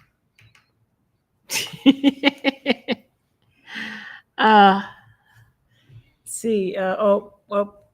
Georgia and David did a nice packing list for their Mexico travels. Oh, that's a good idea. I should go check out and see what's going on with them, for sure. Okay, Jesse, sorry to revisit this, but which model do you recommend? We have Pro 3. Pro 3. Yeah. And I'm going to say, Jesse, because I don't know this is fact or not. I have heard rumors that some of the newest models may not be able to pick up some of the streaming services because they've got code that's blocking, but we're not having that issue with ours. No. So I know that the Pro 3 works great. And by this time, if you can get a Pro 3, it should cost you less money because it's a couple of years old. Yeah, because we got ours last year about this time. Yeah, and it last year in August was because we were in Oaxaca. Mm-hmm. So, and I'm gonna tell you this: it's overwhelming when you first plug it in and you start going through the content. 40,000 movies. Gina was going through the movies and 40,000. Oh, favorite this, favorite that, favorite this, favorite that, and it's like, so all you're going to do is make the movie list half as small, and going through the favorites is still going to take time because there's a lot of content. There is. And we were sort of sitting there just going, no way, no way, no way, really? Yep. Hey, Elsa. Hola. Hey, Elsa. Yeah, we kind of figured you meant Querétaro. Sheila. Jesse, I think it's just Georgia and David. Dave and Georgia. What's the name of their channel? Georgia and David Travels. Maybe. I think that's right.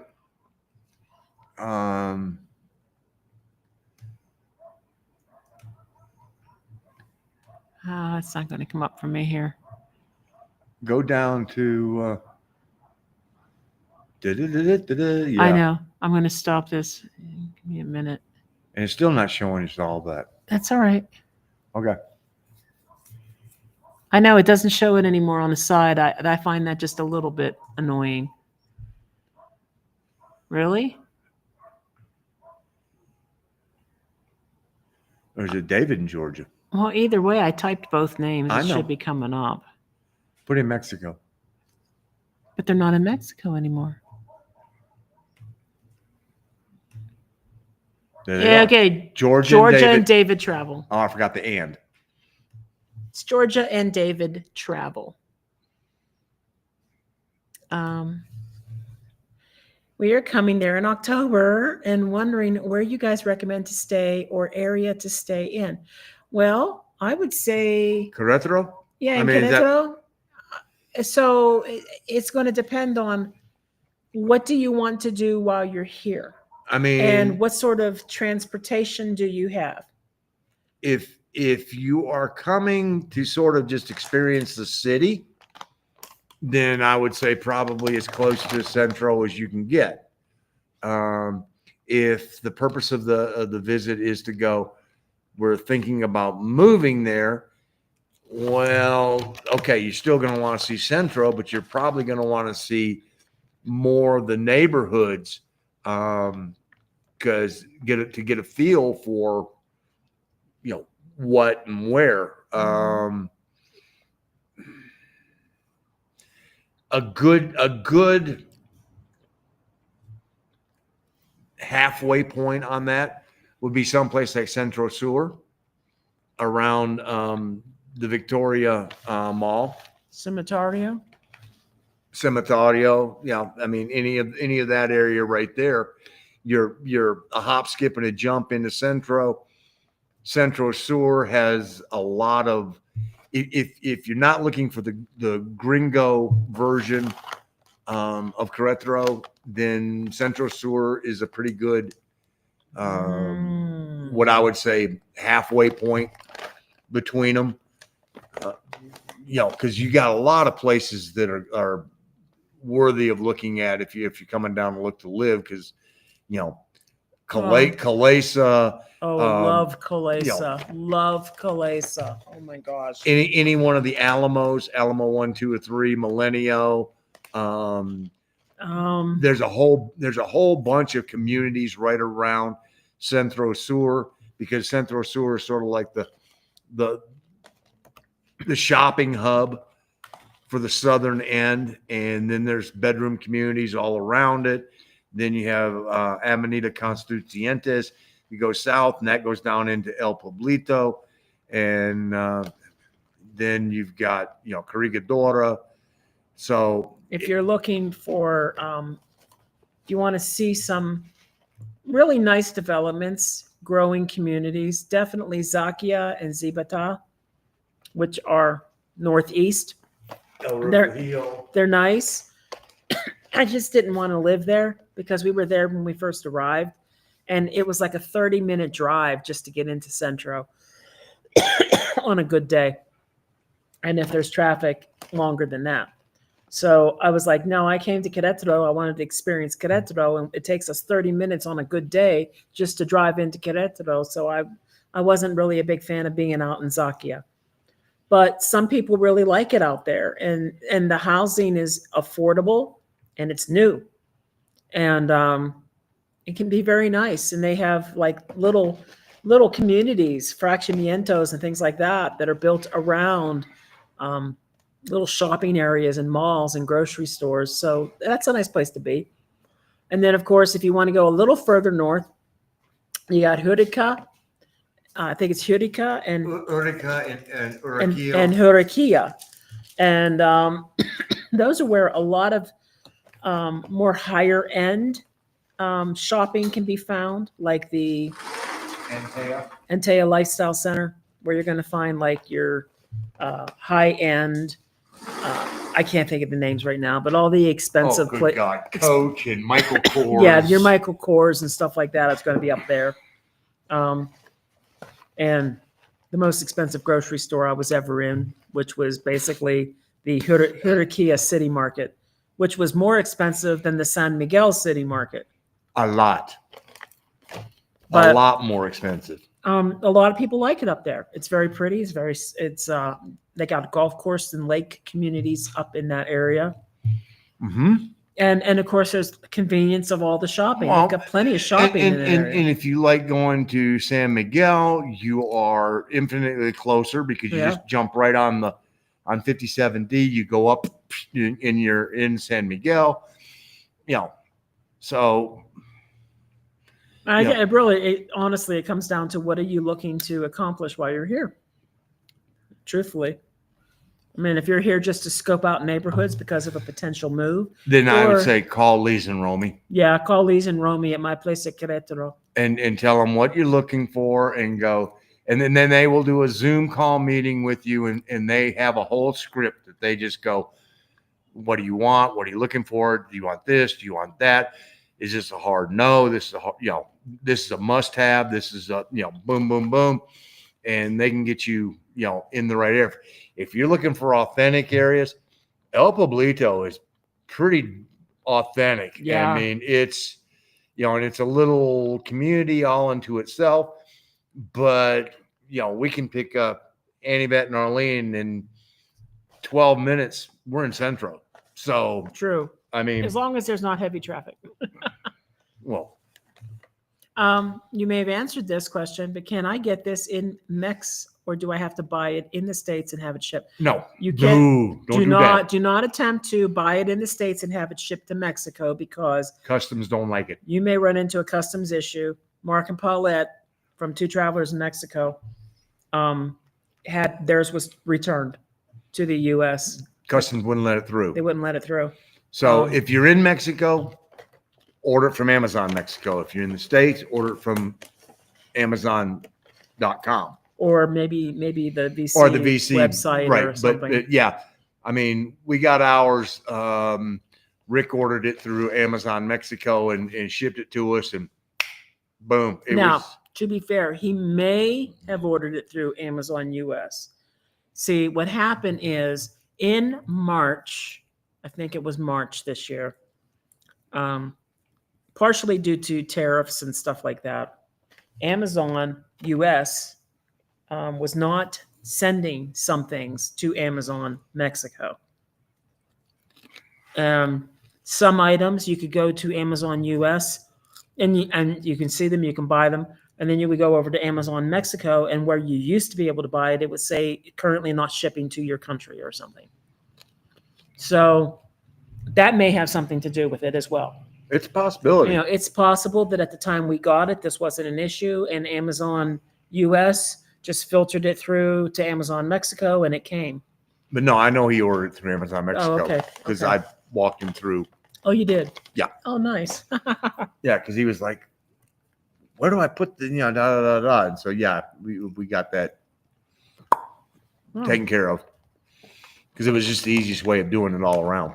All I have left in here are the little itty bitty crumbs in the holes. Okay. They're so good, though. I stayed in Centro, both Querétaro and San Miguel on my exploration trip. Okay.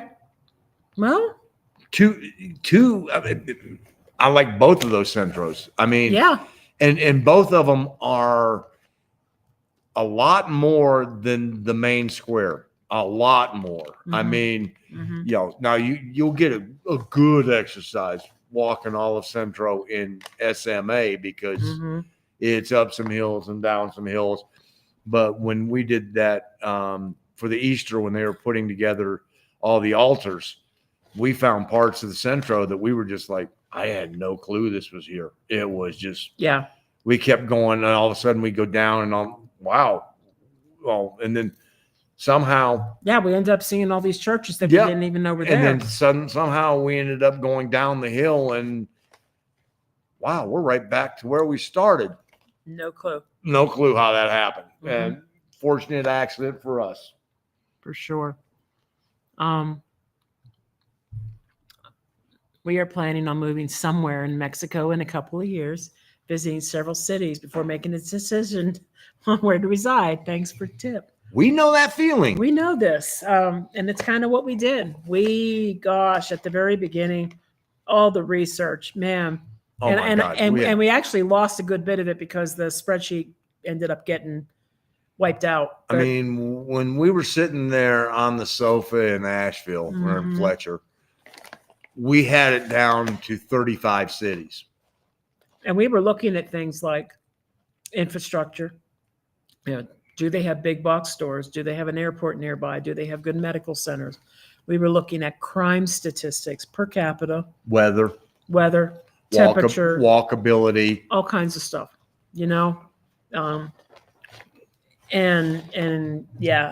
some places that I kind of wanted to see got eliminated real quick especially when we got to some of the crime areas. We were just very cautious, but we were also realistic. For example, Merida always had a very, very good reputation for low crime. And so that was definitely taken into account. Time to turn these down. Yep. Yeah, there we go. All right. And it's interesting because Tulum, that didn't have the population size of Merida, had a horrible per capita crime rate simply because it was a tourist location and a lot of crime happened there. And there was a lot of drug type activity happening. Well, and Tulum was even exponentially higher than PDC in Cancun. I mean, it was really high. It was like, okay, hold on. It's not just Riviera Maya. No, it was Tulum. Something was happening in Tulum. And if we hadn't done our research, we wouldn't have really. I mean, we dug deep and we dug hard and both of us were sort of like, we don't want to live in Riviera Maya because we had vacationed there and everything else. And both of us had the feeling that it was, well, shit, we might as well stay in the U.S. I mean, you're getting a little bit of a feel of Mexico, but, Riviera Maya is close to being as gringoized, as it could possibly be. So, that was sort of we went all the way to Valladolid. And the only reason we went to Valladolid because we wanted to go back to Chichen Itza and Ekbalam and see some of those areas. I don't think we ever really put Valladolid in a serious. I like Valladolid. Oh no, it was great. But it's realistically, but if you wanted to go shopping any place big, if you wanted to go to an airport, you had a long drive. You were either driving to Merida or you're driving to Cancun. Yep. And both of them are over an hour. So it's just one of those we went. But I mean, could I live there? Yeah. Oh. If I didn't need an airport, if I didn't need a large hospital, if I didn't need to go do like big shopping trips, because it's so quaint and the food's great and it was very affordable. Yeah. No, I mean, Chicken Row was fantastic. Which is, we lived on a road that went down to the Mercado, and it was rotisserie after rotisserie after rotisserie after rotisserie. I mean, we hit them all. I mean, and then the taqueria, and so we did not cook in Valladolid very much. Hardly. Well, two reasons. Yeah. One was we had all this abundant food that was very inexpensive right down, I mean, literally steps away. And two, we had a Coleman stove as a kitchen. Yeah, it was a little camper stove. So it was definitely good for us to just go out and eat. It was affordable. It was cheaper for us to go eat out than it was to make a run across town to a tiny, I think it was a Soriana. Chedraui. Was it a Chedraui? It was a small one though. And try to buy stuff and try to cook in that tiny kitchen. So we just didn't most of the time. And then that's where we found out that the state of Yucatan has a law that after 5 o'clock on Sunday, they can't sell alcohol. Yeah. Yeah. I don't know who that affected. I just wanted to say I really like your live videos. Thank you, Sheila. I appreciate how many questions you answer. We try to answer every question. We're a small channel. If we ever got really big, it might be harder to do. So, we started looking at 8 to 10 cities a few years ago. We visited almost all of them and decided on San Luis Potosi for several reasons.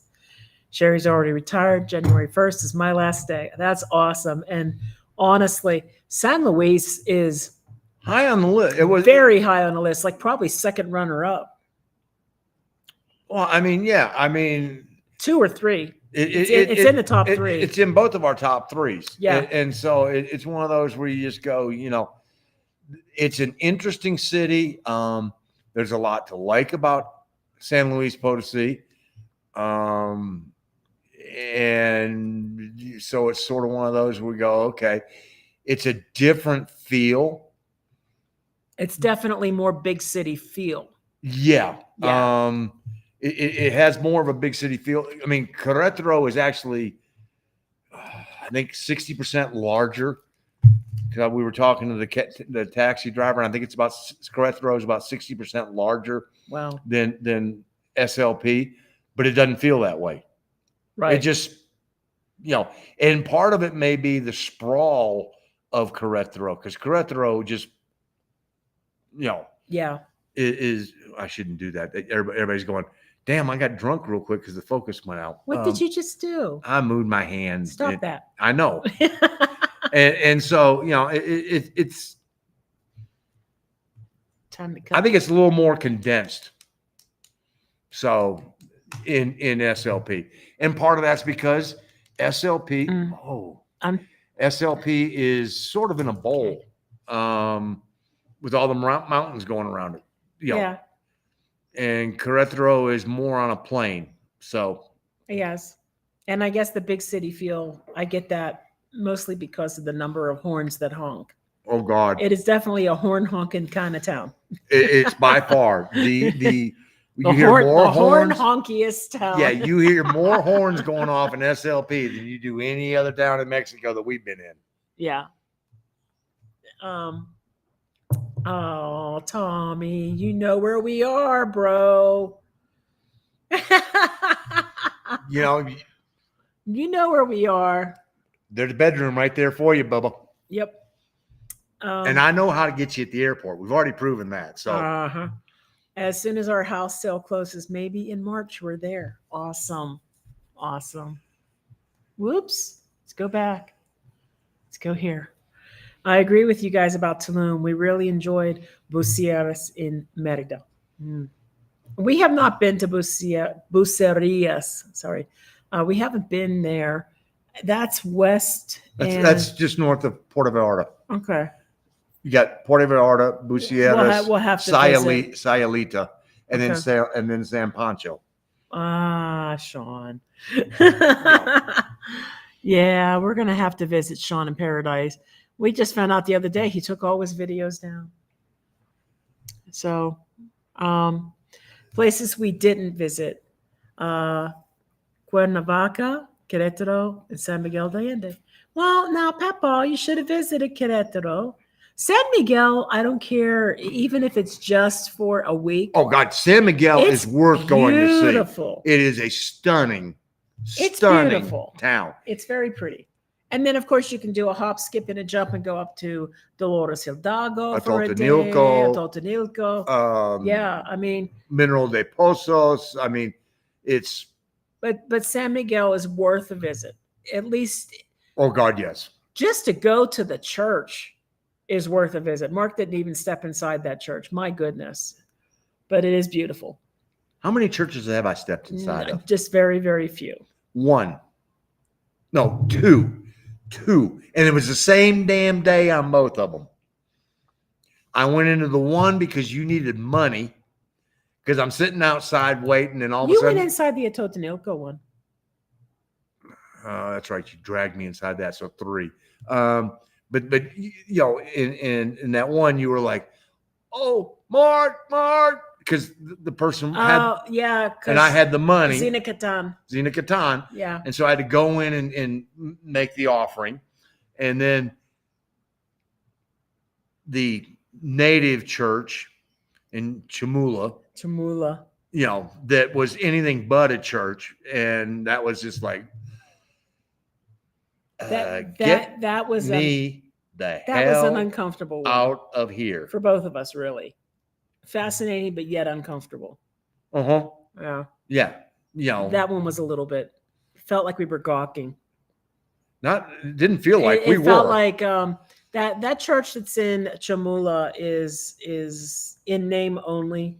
It's actually where native, let's put it this way, shaman and native religious practices. It's saint something, but there is no assigned priest. It is not part of the diocese. The only thing they'll do baptisms, but otherwise it's chicken sacrifices. They put all of the saints in glass boxes on the side of the church, and candles all over the floor. It's interesting. It's interesting to see it. It's interesting to learn about it. But unfortunately, what you end up feeling like, and I don't know how many of you have ever done this as a child or a young adult, where you would go to the county fair or the state fair, and they would have a freak show, and you would pay to go into the freak show to look at the freaks. That's what it felt like. We paid to go into this church and watch them I think practice their religion. And the only reason that they do it is because they want the money. They're making money on it. Yeah. That Chamula has its own cartel, and they're pretty powerful, and they're in cahoots with Sinaloa cartel, which we didn't know at the time. The cartel runs that town.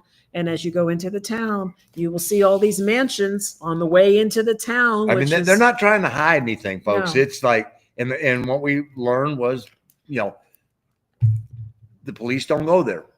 They in San Cristobal de las Casas, they go just a little bit past the Walmart, and then it's like 8 kilometers between Chamula and the Walmart, and that little road is like that road between them is the buffer zone. The cartel sort of goes, well, if we don't go down there and you don't come up here, we're all happy. Yeah.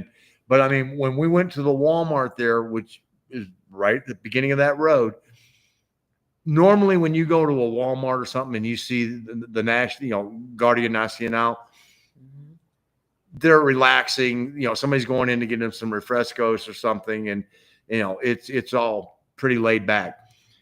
In San Cristobal de las Casas, when we went in there, we pull in the parking lot. They have somebody on point at the front of the truck.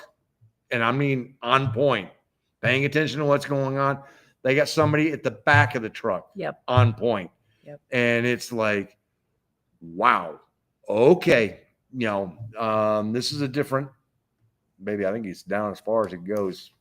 Now it's off. Okay. We'll see if that we're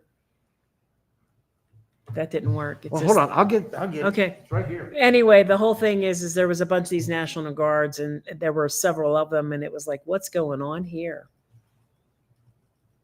I think at this point now it's probably my screen, to be fair, because my screen's pretty bright. Yeah, it is. So yeah. But yeah, that's just. I missed some things here. Avoiding crime is like trying to avoid taxes. Oh, I mean, right. You're never going to be able to predict what's going to happen to you. And it's like, you know what? We had done an interview with Mary in Oaxaca, and she described getting mugged in broad daylight, 3 p.m. And she had been there for, I don't even know how many years at this point, 5 years, 6 years. Something. And it had just happened just the year prior. So she had been there for a while. But does she still love living there? Yeah, she does. And someone pointed out that, she acted very nonchalant about it. No, I don't think so. I think she was just trying to explain to people that, yes, crime does happen. Yes, it is on the rise in Oaxaca City where she is. And no, the locals aren't happy about it either. No, I mean, but it's just a part of living there. And part of it, I mean, everybody in my family knows that Querétaro has always been high on our list. And when they had that the two Canadian women that got shot here in correct. Querétaro, coming from Huatulco, driving back up to Canada, and they were driving with their dogs because one of them's mother was sick, and they were trying to get back up there. And one of them was killed, and one of them was hospitalized. And they go, "That happened in Querétaro." Well, Like, yeah. well, yeah. First of all, it was right around midnight. And I don't know what part of Querétaro they happen to stop in. I mean, it's like any other city. There's parts of the city that are your chances of getting something bad occurring go down, and there's other parts of the city that chances of bad happening go up. So most of the crime that I think that commonly happens is some kind of domestic violence. Oh, that's the overwhelming majority. It could be just theft. Somebody saw a bike as they were walking by and they stole it. That kind Crimes of opportunity. Crimes of opportunity. If there are violent gun death crimes, they are most often probably associated with some kind of drug activity, not necessarily cartel activity, but related in some way to that element. The secret guys to being safe here in Mexico, don't do stupid shit. Don't do things that are going to involve the cartel, drugs and crap like that. Prostitution, that's another one, because it is legal down here, but it is run by the cartel. And don't piss your wife off, because domestic violence is the second leading cause of homicide. So, and normally it's the man. It's the femicide, right? It's femicide. But so happy wife, happy life, and keep your nose clean, and you're probably going to be all right. You know what we can't say though. I don't know the last time when there was a mass shooting at a school in Mexico. I don't know of one. I don't either. Or I don't know where they've had a mass shooting with a sniper just picking people off at a concert. The last one that I know of was the 30 students who went missing in the state of Chiapas, and that was cartel related. But it's not like somebody walked into no, it wasn't in the school. Building, no, it was teenagers that they were trying to recruit, and the cartel was trying to recruit, and they said no. And wow, yeah, that's unfortunate. Yes. So you guys are great help to us. Thanks. You're welcome, John. Thank you for watching. We wouldn't be here if we didn't have you watching us. Nope. So, helping my friend Lauren get her residencia temporal in New Brunswick, New Jersey. Okay. She's planning to come to the meetup in February. That's awesome. Well, awesome, Tom. That gives a good opportunity. We just had a conversation yesterday with KJ and Craig. Oh, yep. Here's our segue right into this, into the meet and greet. And so, I don't think I have a link for that. I don't think we've sort of created because. Yeah, we did. Oh, we did? All right. Of course, it's not really going by this name anymore. It's got a new name. Yeah. They did some. Let me find. You keep talking. I'll find it.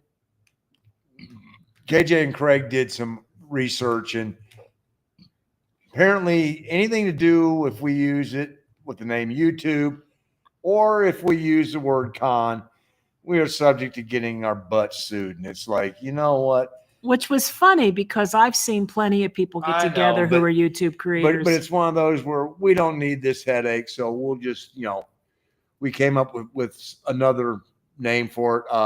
I'm finding it. Mextrahano creators. No, I can't remember what the last one was. So let me get it. I know. But yeah, it is February 5th through the 8th in Ajijic. Okay, this is what it's called. Mextranjero Creator Meetup. February 5th through the 8th in Ajijic. And There is a page for it on. I'm getting there. I'm going to post it. I know on Facebook. I know that October 1st is the date that we're shooting to have housing available for attendees, for content creators. We're trying to make sure that everybody's got a room before, but I think most of us have got rooms already. Seems like we've already taken over our particular hotel. Unfortunately, we aren't going to be having Ernie Baca this year. Ernie and Yami have a wedding that they are going to be attending in Cancun. There you go. There you go. And I'm going to put the link in the chat as well. So we will be missing them, but I'm sure we're going to have some other creators who are going to be attending this year that weren't there last year. And for those of you who were there last year, we had a blast. It was just like, yes. Okay, so the link that I put in our chat, that takes you straight to the Facebook page and gives you the basically what the attendance or what the schedule is for attendees. Basically, it's Saturday and Sunday are the two big days. Doesn't mean you can't come down early, and we're going to be doing some dinners and stuff like that. And trying to cut some of the light. I got it. Okay, maybe that wasn't a good idea. Take it back. Now it's going to fall over, isn't it? That was not going to work. All right. We didn't have an earthquake there. I have a screen extenders, and I was trying to cut some of the light down so we didn't look so washed out. Oh, well. Oh, well. Okay. Other than 3 visits to SLP, we visited Oaxaca City, Aguascalientes, Guadalajara, and all the towns on Lake Chapala. That's a great selection. The food in Oaxaca, oh my God. Yeah. We never had a bad meal ever. No. So good. No. That was even got to get him to eat a cricket. Well, I don't know if I sit there and go that part, but yeah. My wife would not let me go into the churches. She said I would be struck by lightning at the front door.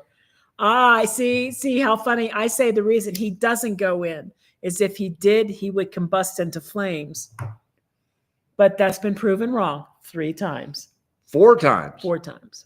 Because when my aunt died, I was actually speaking at her funeral in the church. So with a priest there. So okay. I can't enter the 4 walls and not Woohoo! Hey Deb. So did I miss the part where you guys decided not on Merida? I've heard it's the safest and has excellent medical treatment. It has been surpassed as the safest. It has been. I think it's the second safest now, but it's still a great place. It's still I mean, we would go back to Merida and have no qualms about walking at night, and we have very safe. We have a friend of ours that is shall remain nameless, who slept on a bench and was fine. Yep. Yeah, and we don't need to go. And I walked home by myself. It was like midnight by myself. What, 10 blocks from? We were at the El Grito. He had gotten sick, and he went home early, and he left me there. He would not have done that if he didn't feel that I was going to be okay. And I had no concerns walking home by myself in that city. Yeah, that's when I found you don't want to get sick in the Mexican Porta-John. Yeah. But no, we like Merida a lot. There's a lot to love about Merida. I like it a lot. It was a little hot, but it wasn't horribly hot. Most people, they adjust their day. They get out early, they go out late. It was the first city that we hit that started their day at 6 a.m. Yeah. I mean, 6 a.m., if you were on the street, there was traffic, there were people, they were moving around, and it was like, whoa. But it's because it gets hot. So they get out early, and then they stay inside in the middle of the day, and they come out at night. And that's how they deal with the heat there. And I don't know. I like the city a lot. I like the cultural aspects. The biggest downside of Merida is it has Money. the fastest growing rate of inflation in all of Mexico. It was the most expensive place that we stayed up until that point. And then the whole Yucatan Peninsula and Quintana Roo in general, all that was very expensive. But the Yucatan state had the fastest growing rate of inflation. And we spent the most money. That first year, that was the highest, most expensive stay we had. And remember, we had been in places where we were in an Airbnb that was a freaking mansion almost, luxury. In El Tejar. I mean, El Tejar. That costs less money than Merida. So. And that was upper echelon living. It was just too expensive, and I couldn't see. But you don't want for anything in Merida. No, you don't. Everything you need is there. I mean, everything you need is there. Great food, because oh my God, it's the Yucatan food. I mean, it's like, and Las Vegas. We ate at Las Vegas. Yeah. 4 times. Was it not 5? 4. More than any other restaurant we've been anywhere else. Well, except 1810 at this point. We have been to the 1810 4 times. They're tied. But we did 4 times in 3 months. Now we spent a lot more time here in Querétaro, and we've been to 1810 4 times. So yeah, it's one of those ones that the locals go there. Oh God, yeah. And they pack the place, and the food is very affordable and extremely delicious. And it's fun. They're laughing. It is just a great little place to go to. Yep. But yeah.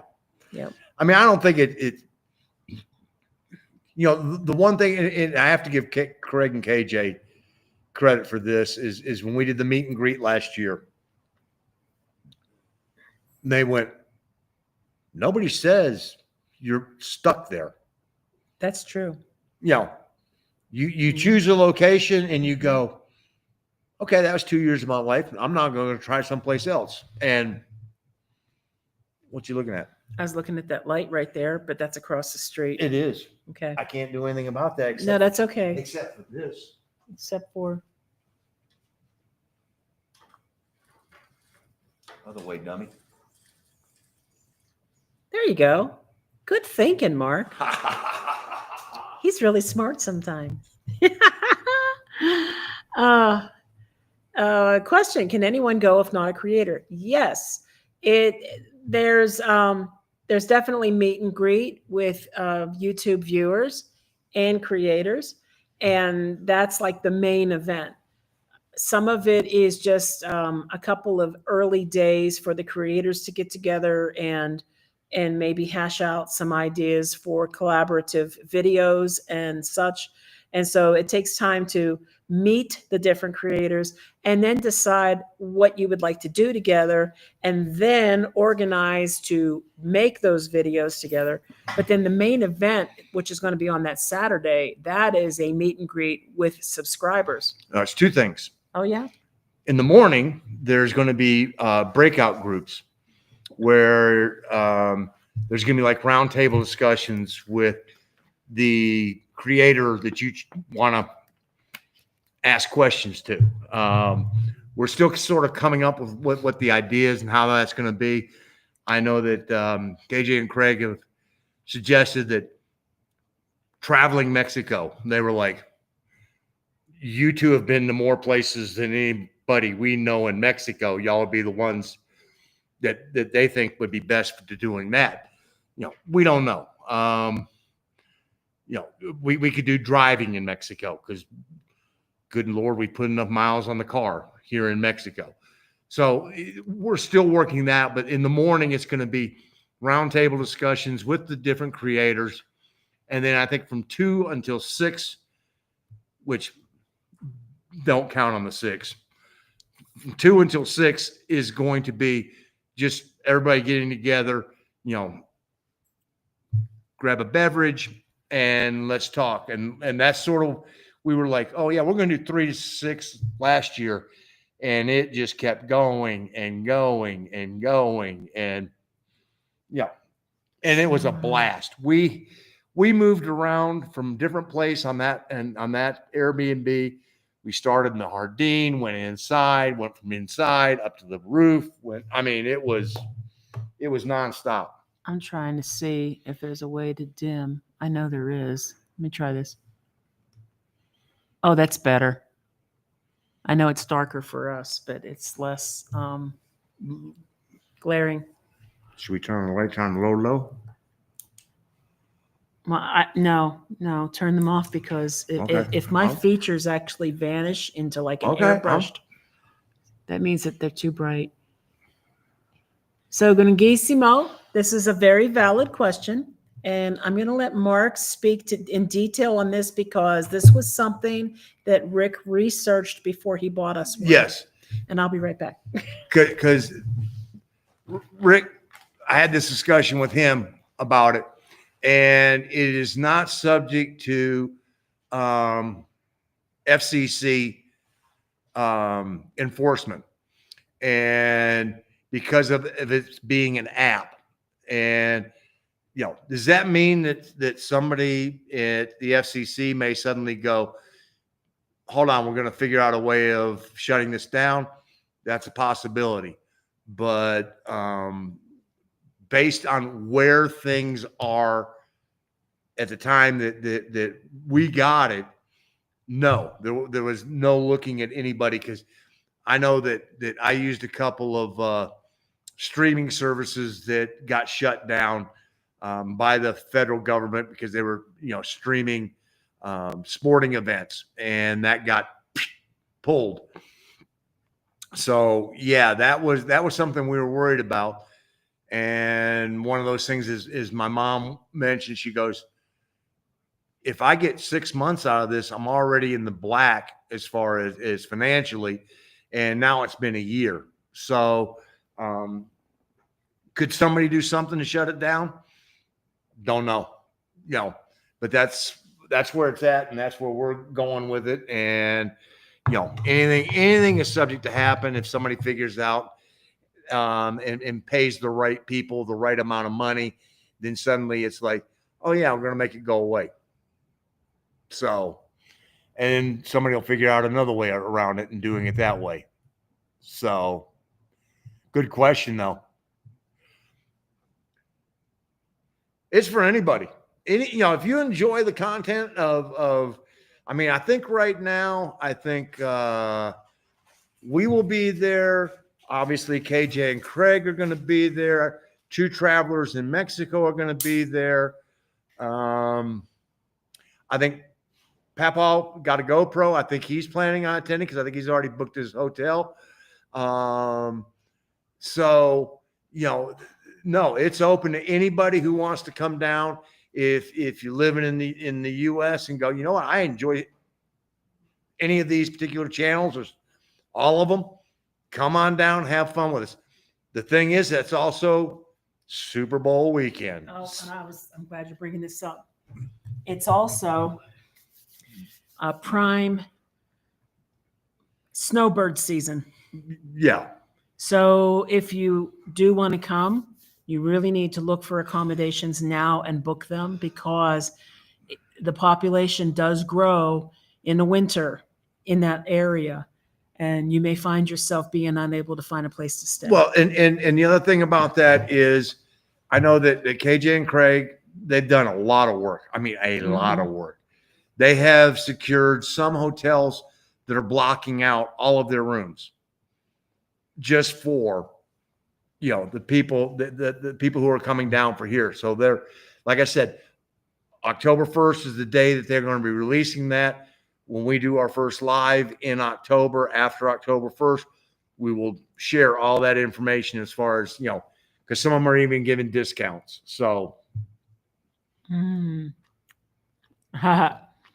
not just call it birthday week for Mark, KJ, and Tom? Well, that's true. I mean, we could do that because this particular year, that's what's occurring is we have, my birthday, Tom's birthday, and KJ's birthday, all 3 in a row. And folks, if the three of us get together and start having a party, come on in. It's going to be a hell of a party. So just letting you know. I may get woken up by a fish again. Who knows? Bring the police chalk. Well, that's a possibility. Oh, and where's numero uno? Do you know what that's referring to? Well, yeah. I mean, I think right now we're sitting in it. It is where we're sitting right now. In Querétaro. Yeah, Querétaro has pretty much been at the top or near the top of the list from the beginning. But the thing is we were being very open-minded because almost every place where we went to, we hadn't been at before. So how do you know? You don't. You don't know get there until you're there. I can't tell you how much I loved Merida. Honestly, though, it was the money. But now Querétaro is also growing in inflation. Not at the same rate. Not at the same rate. But we had a friend in Merida whose house is just about doubled in price more than doubled in price in the last four and a half 4 years. Yep. Yeah. 4 or 5 years. It's doubled in price. And the very first time that I ever saw any anti-gringo sentiment was in Merida. Now, we never saw anything in person, but we saw stuff written. Mm-hmm. And it was in Merida. And windows broken. Yeah. I mean, and again, you can't judge everything by the actions of a few. So right. But I think it's a great place. I like it a lot. Well, again, you got 1, and then you got 1A's, and then you got 1B. That's true. Then you have Tulum. But I mean, we couldn't even give a fair assessment to Campeche because we were only there one night. The entire night we were there, all we were trying to do was figure out how the hell we were going to get out of there. And it had nothing to do with Campeche. It was just a bad Airbnb. So no, as a matter of fact, it is Campeche that replaced Merida as the safest city. Oh, was it? Yes. Oh, okay. As soon as you said that name, it popped into my. The bench was extremely comfortable. Yeah, no, it wasn't you, Tommy. Which place is hotter? Oh, lordy. I know the answer to this. Merida or Huatuco? Neither one. She's asking between 2. Pick. Between those two? Yes. Huatuco. But Veracruz beat them both. Veracruz was hot. Oh my God. It was hot. I think Huatuco was hotter. No. We had half an Olympic-sized swimming pool in our backyard, and it was bathwater. And it was bathwater warm. Yes, it was. It was warm. I mean, it was hot. And you could not walk in your bare feet on that patio at all. No. At all. I actually did burn. I burned the bottoms of my feet. Yeah. No, Veracruz. I mean, it was, 100 and something degrees Fahrenheit, and then throw in 65, 70% humidity. Yeah. It was pushing, heat index numbers of like 125, 130. It was 46 Celsius in the shade the day that we went to El Tajín. Yeah, it was hot. Yep, it was. It was hot. That's when his hat started to get sweat stains. No, that's when it completed the ring. Oh. It had the sweat stains. It hadn't gone all the way around. One day. In 10 years, it had just gotten dark in the front. In one day, it completed the whole circle. So that's how hot that was. So how many cigars a day, Mark?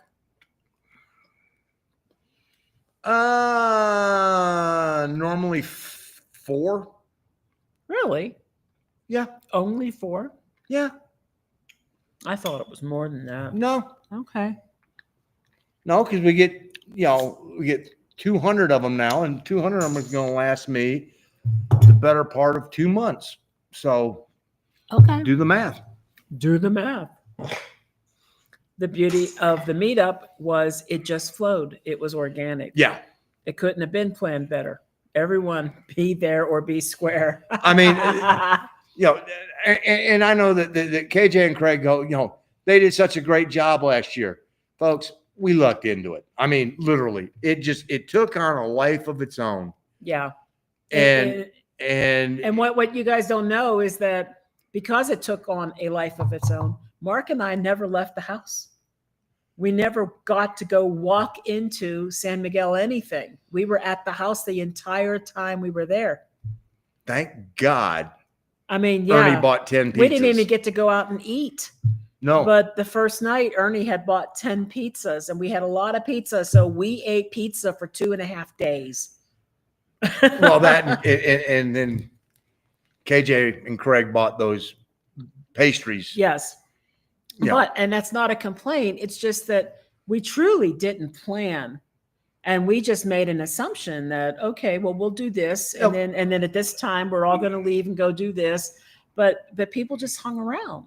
And we all just talked with each other. And it was so great. Yeah. I mean, that was the best part. Yeah. I mean, it just sort of went and went and went. And there were people, and it started out basically all of us just got, the creators, and with a few exceptions, Tommy was one of them, and Annie Bette and Arlene, and then all the creators, and we sat around and we talked and compared notes on how this, how does this, how are we doing this, how are we doing this, da da da da da da, and for some of us it was first time getting to meet each other.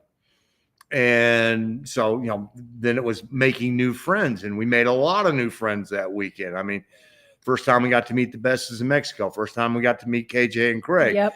There was a lot of people that we have known through here, but we didn't know, face to face. And then suddenly it just was like, oh man, we got so much in common. And then, everybody showed up the next day, and bam, it was definitely, it was a lot of fun, and it was good. It was good to connect with people. So Papa, you encountered anti-gringo sentiment in Oaxaca City. And that doesn't surprise me, although I didn't see it. But it doesn't surprise me. There's neighborhoods there that have been very gentrified. We tried our very best to stay in our neighborhood and shop in our neighborhood when at all possible. Other than a few times we walked down to Central, because it wasn't a horrible walk. It was like 10 minutes. Yeah, I'm trying to remember the name of that neighborhood though. El Norte? No. It started with a J. Where they had the big thing on during Dia de Muertos, and we went with Winston and Terry. Gosh, I can't remember the name of that neighborhood. I can't remember now, but that particular colonia, or I should say barrio, that particular barrio is very gentrified. Yes, it is. And I mean, they had little boutique looking little eateries and coffee shops and things like that. It's where they have a ton of beautiful murals and stuff. Oh my God, there's one street that you sort of walk out the back side of this barrio, and it's one after similar to Colonia Guadalajara and Guadalupe. Colonia Guadalupe in San Miguel. Or India. That's another one in San Miguel. Because the road is India that we walked on. Mm. And yeah, I mean, just mural after mural after mural, and was like, wow. And some very impressive art. Yeah. But in Oaxaca, you can sense it. There's an edge. You can sense that the people there are tolerating, but would prefer not having the amount of tourism that they have coming in. I think that's a double-edged sword. Yeah. I think that part of it also was they have a high number of what's the word I'm looking for? Migrants who Yes, are that's true too. working their way north from Guatemala Mm-hmm. up towards the southern border of the U.S. Mm-hmm. And a lot of them get to places like, Oaxaca, and they don't go any further. And so there's a high number of that migrancy that sort of takes root there, Yeah. and that's not making them happy either. No, and there's a water shortage issue, and you often will have to hire a pipa. I think they call it a pipa, a tanker truck, to come bring you water to fill your tinacos with. And what happens for a lot of these people is that hotels will get priority. The hotels will get priority for water over the people who actually need the damn water, which is really such a shame. Yeah. And folks, even though it's a tanker truck bringing you the water, you still aren't going to drink the water. Because, we had the lady from the Gobierno come around and she put larvicide, and we had 3 different tinacos, and she put it in each one of them. Yeah. For the mosquito larvae. For the mosquito larvae. So not drinking the water, not even if it comes out of a truck, because, But in general, we found the people that were in our barrio to be God, they very were great. Nice. Very nice, and the food was fantastic everywhere we went. The guy who was working for the Casa de Agua would sit over on one of the bench seats that came out of one of the cars and talk to the guy at the mechanic shop that was sitting there. And, we'd have conversations when we go by there. And so, no, the people in the barrio, they were just like, great. What? I think what it is, and I think this is why we've had such positive experiences, is we try really, really hard to get to know the people around us where we're staying, if at all possible. And we try to interact with them. We definitely try to respect their language and their culture and their customs. And we try really hard not to act like tourists. We're there to learn and appreciate and absorb. And they come to know us, and they come to appreciate that. And they follow Dr. King's thing. Judge a man by the content of his heart, not the color of his skin. Right. And if you look at them and you go, you know what? Amigos. Yeah. Hey. Yeah. Bueno. Yeah. And that's the way it sort of flows. For real. And if you go with that attitude, life can be fantastic down here. Yeah. And I think that's why we haven't run into any direct anti-gringo anything. I know it can happen. I have seen videos where there have been people in Oaxaca that have either said some things or followed somebody around. Not us. I don't know. I don't know what to say. I think it's because we make it a point of trying not to be touristy. We don't want to be that person. Right. Yeah, that's just, I guess. And so that brings us to what you said next about Aguas Calientes, Pepo. Encountered the most surprised to see a gringo. Yeah. I never heard of Aguas Calientes until we watched Stephen and Lisa Marie when they had their Why Not Now channel. And they were living in Aguas Calientes for quite some time before they decided to start moving around a little more. And we stopped there basically for one night to get a motel.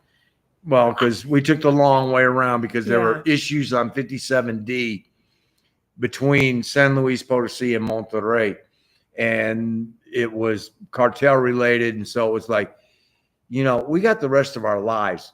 If we're going to take one extra day to go a little bit longer and go around, and quite honestly, that was the most enlightening, terrifying, gratifying day of our lives.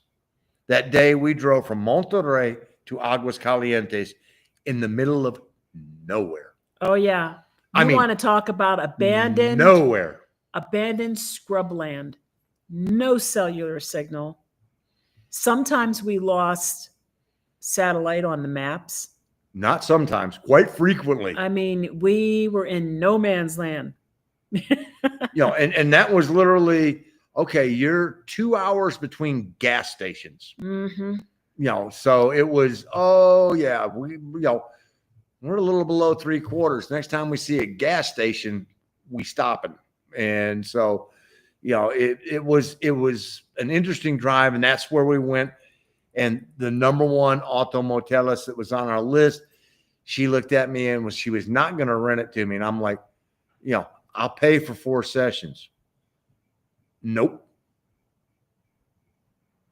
And it was like, all right, I didn't know if it was my Spanish, whatever, which it sucked at that time. It's still not great, but it was bad. And go to the next one, I say exactly the same thing. Claro que sí. Okay. And thank God, because I was ready to pay. It was $800 for 6 hours. 800 pesos. 800 pesos for a 6-hour session, and the other place was $695 for all night. It worked out. Okay. So we never went back to Aguas Calientes, is what I was trying to get to. I kind of sort of half-ass had it on our list. It was on the list at one time. It was on the list, and it ended up getting trimmed away to make way for other things. So yeah, the 7-month stay here was one of the things that we went. We had to cut something. Something's got to go. So I'd be interested in knowing what happened in Oaxaca as well. Tom, this old boy's been pushing it. Okay, Tom. Well, if you're still around, besos y abrazos. Thank you. And back up to Jesse here. VC box. Just got a VC box and bear claws. Hey, pull that pork. It beats the hell out of trying to do that with 2 forks. That is true. Bear claws are awesome. They're also good for scratching your back. Well, people talk about the things that one must pack. I have 2 of the 24-inch long shoe horns. Because it makes it real easy to slip my shoes on. But they also make a great back scratcher. The little hook on the back is 2 feet long. Oh no! I just got back scratcher.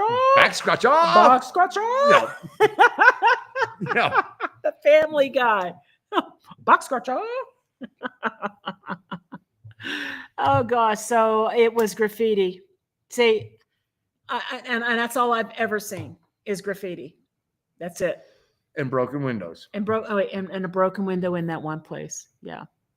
Which we didn't see happening. No. We just knew that it wasn't broken, and then one day it was broken. Well, when we walked to Centro, it wasn't broken. When we came back, the window, somebody was redoing this set of condos, and or a business, not sure. It looked like condos, but whatever. And nice glass, big hunks of glass, and broken and spray paint on it. So, and we've heard the same thing about Morelia. It has a lot of, and SLP has a fair amount of graffiti. I think you find graffiti just about everywhere, though. Well, we found it in Merida. To be fair, and yes, the meet and greet was fun. So we're looking forward to it for sure. And you hit the nail on the head about Oaxaca City, as much about tourism as Gringos. Yeah, it's a great city. Oh my God, the best food in all of Mexico. And if anybody ever wants to do Dia de los Muertos, that is the city to do it. Dia de Muertos is the bomb in Oaxaca. Leading up to it, every single day for weeks leading up to the actual weekend of it is a parade. There's like little parades every day. Each little school, each little club organization does these parades, and people stand outside. And I learned this is just how it's done. They throw candy to the kids. some people will stand up on balconies and just toss candies and treats out to the kids. Picture Mardi Gras with no boobs. I mean, I had a bag and I was going out into their little parades and just handing them candy. And then once somebody like motioned to me to just throw them. I'm like, but I don't want to poke some kid's eye out if this lollipop hits them in the face. I mean, that would hurt. Well, I don't know. Just saying. It was fun. And look, it's Winston. We were just talking about you, Winston, about our day that we went up to that I just can't think of the name of the barrio right now that had the really large party during Dia de Muertos that we went to. And I just can't think of the name. I swear. Where we sat on the wall. And across, it starts with a J, I think. And then across from us was the young people who had a bottle of alcohol and a bottle of Coke, and they were having rums and Cokes and just, hey, folks, you know what?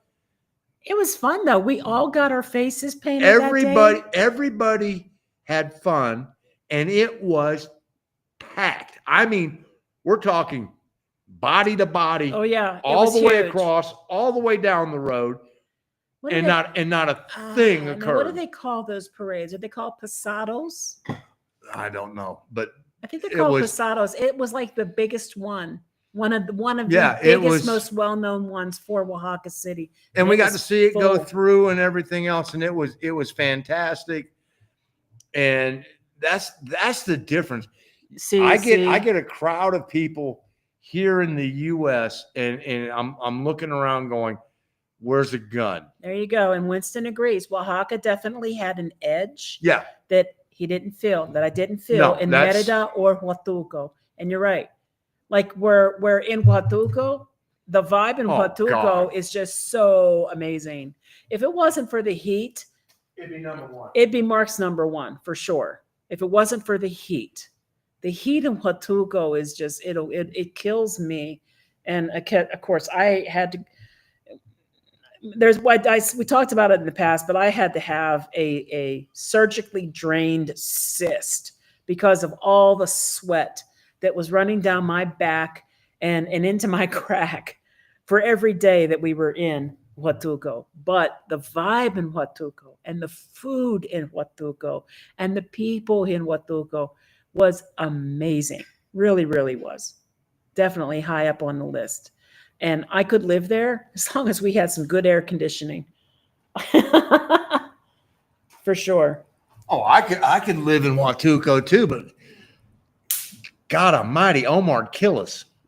Oh, we ran up some bills at Omar's. Yeah, we did. But Omar's a good guy. At La Sanctuario. He's a good man. He's a good guy. The best part about that was we had an absolute blast. Winston was there, and we got to know and Winston's the one who turned us on to Sanctuario and Omar. And we go in there and we talk to the locals. They practice their English. We practice our Spanish. Yep. And fortunately, there was like 2 or 3 people there who were expats who were extremely fluent. And so every time something got screwed up in translation, we had somebody there who was able to go, no, what he's saying is this. And he doesn't know what he's saying. Yeah, you're right. I don't, because I'm on my 18th beer now. So no, I don't know. But 18th beer. Well, not quite, guys. I promise you. He wouldn't have been able to walk home on 18 beers. So, and after 7 different trips to Oaxaca over the past 15 years, I decided not to return because of the impact of displacement, specifically in city center. I still love the people and culture. You know what, Laura, you're right. And it was sad. It was sad to realize that there we were enjoying what we were enjoying in a very large house that we were paying more money than a lot of people in Oaxaca could afford to pay. But we, like we said, we really integrated well into the neighborhood. Mm-hmm. We got along well with everybody around us, But when we got into city center, you could feel it. You could feel there was something different. And you could feel a little bit of it when you went to the big Mercado. But again, once you start talking to the people, Yeah. I mean, it's like the young lady at the Cipollini market. The Cipollini. You know, we were having a blast, even if she was trying to talk me into eating one of them damn things. But we were having fun, and it all goes back to what you give, you get back.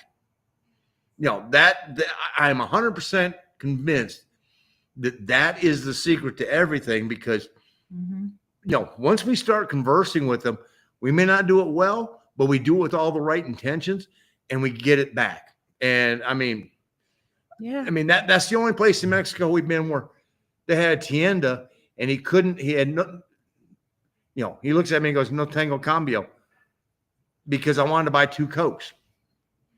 And all I had was a 500. And he was just like, tarde, you know, pagamos tarde.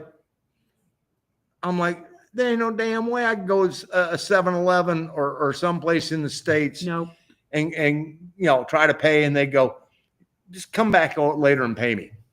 And hola la vida colectiva. Buenas noches. Bienvenidos. Let's see. And we're going to jump on down here. So I've only experienced anti-gringo sentiments online so far. A lot of that. A lot of that online, never in person. All the people we've met and come across have been wonderful. The internet is a weird place. The internet is where everybody feels like they can just say anything they want without repercussions. Because there are none. Right. So, yeah, you know, I've seen people that I've known for years spew some of the most hateful things in Facebook, for example. Well, and you can't disagree with them, because if you disagree with them, you're not their friend anymore. That type of crap. Take today, for example. Oh, gosh. I mean, you know, the young man who was assassinated. And there are people who are celebrating. I have a friend who's definitely left-leaning. He's definitely liberal, but he's also a very logical, kind, thoughtful person. And he just made the comment that the guy had been shot. And then he came back and he edited his comment and said, edit, update, he has passed away. Now, one of his friends then spewed some of the most hateful things I have ever seen anybody say. Now, let me just put out there, I don't know anything about this guy who got shot. Nobody deserves to die. I didn't even know his name. But what this guy was saying was just shocking. Absolutely shocking. I would never wish death upon anybody for any reason, unless that person did something horrifically, just equally horrific. Like but I mean, there are people who okay, you know, Stalin, you know, right, you know, Hitler, people who did atrocities. Okay, you know, Jeffrey Dahmer. I mean, okay. When did we lose civility and humanity? When did this happen? You just because you don't like the person, and maybe you've got very valid reasons for not liking the person, and that's okay. Not everybody likes everyone, but to wish death on anybody just seems so out of line. And that's where our society is today, and I don't get it. And that's why I pretty much unplug myself from Facebook as much as I can, because I've watched it just turn into that. And it's just it's awful. It's awful. I don't need to see that. And quite honestly, Levita, we have gotten, you know, with some of our videos, we have received comments that, you know, have, you know, F you, go home, da da da da. I probably have blocked about 40 people in 3 years. Yeah. And realistically, it's a small number compared to the overwhelming majority of people who we have heard from who've gone, I'm a Mexican citizen. Thank you for speaking so highly of our country. Bienvenidos a Mexico. Yeah. Or bienvenidos a casa. And it's like, oh, the people, all they ask, and all anybody should ask is be respectful and try to assimilate. Yeah. And if you do those two things, you will get the biggest arms to give you a hug and go, come on in. Yeah. This is so true. So true. Gina, there we go. Back to Winston. You and I had 18 mezcal based on our walk home. Mark was matching us. See, I was just doing beer for every mezcal. So we had the mezcal. Gina had enough mezcal at Santuario that Gina was visiting the bathroom behind the curtain. Which does not have running water. It has a bucket. It has a bucket and a barrel of water. You just take the bucket, dip it in the thing, and it works. But no, Gina got pretty toasty that very first night. Gina was toasty, very toasty. No. It was good mezcal. It was and she had to try them all. And the thing is, Omar's family owns a mezcaleria, so he had all these different flavors of mezcal. Yeah, I was trying to and then Omar's a smart man. He has his computer set up and he's on Spotify. And so Gina, the more mezcal, Genesis. I need Genesis. Give me some Genesis. And he oh, okay. Yeah, you want some Genesis? Another mezcal. Yeah. Ain't no moss growing on Omar. No, he's a smart man, but he's a kind man. No, he is. He's a good man. He's a good guy. So we had a good time. Definitely, Winston. We need to do this stuff again. For real. Where you been, Winston? Get you and Terry down here now. Come on. Oh, see, and Ruby was there last year. Yes, Ruby was. Hola, Ruby. Nice seeing you here. And hopefully they can make it this year again. In Ahihi, because that was a blast getting to meet them. Let's see. And so you're drinking Terry's favorite beer, his kind of beer. Those are the little Coronitas, right? Well, these are the Coronitas because when we had the party here at the housewarming party, nobody took a cooler home. They left everything here. They left the damn coolers. Which I'm not going to bitch about, but I had more beer than would fit in our little fridge. I had beers stashed all over the house. So he's stashing beers. It's still. And Jesse, you might want to go look at some of the stuff the dude killed today said. Oh, I know. I've heard what some of the stuff he said, but I still don't think that's a reason for somebody to get shot and killed, or as the people like to say online today, unalived. I don't have to like somebody, but I certainly don't want to wish death upon them. No, I mean, the man was saying that as long as you have people and you have guns, people are going to shoot each other. And that's true. And you know what? Before the invention of guns, you had people and they were killing each other. That's just, it doesn't matter. People are going to continue to kill each other. No, I don't want to focus on the whole political thing. I mean, no, I agree. He was very right-winged. I don't really know all the things he said, but I still don't wish death. Nobody deserves to die. I don't wish death on anybody like that. Had he killed 15 people, okay, then maybe he deserved to die. But directly. I try really hard to stay out of all that stuff. And I just see it as another way for people to get all riled up and further divided than they already are right now. And God knows we don't need any more. The loudest ones are the few. And absolutely. Just be respectful. Don't be ignorant. Yes. Absolutely. Don't come to a different country and make it like the U.S. 110%. I like to ask those people who try to do that, why did you come here? Why did you come here? You obviously left where you were to come here. Why? I mean, well, we had that one that I converted, that was on that one video. Oh. And he was like, well, all the hate I'm hearing comes from one side and all the anger is coming from one side. Well, then why are you angry? Well, because all this is coming from that. And so this went on and on and on. Finally, my final post to this person was, thank you for proving my point. People are mad on both sides. And the person posted back, oh, I get it. I'm like, everybody's mad.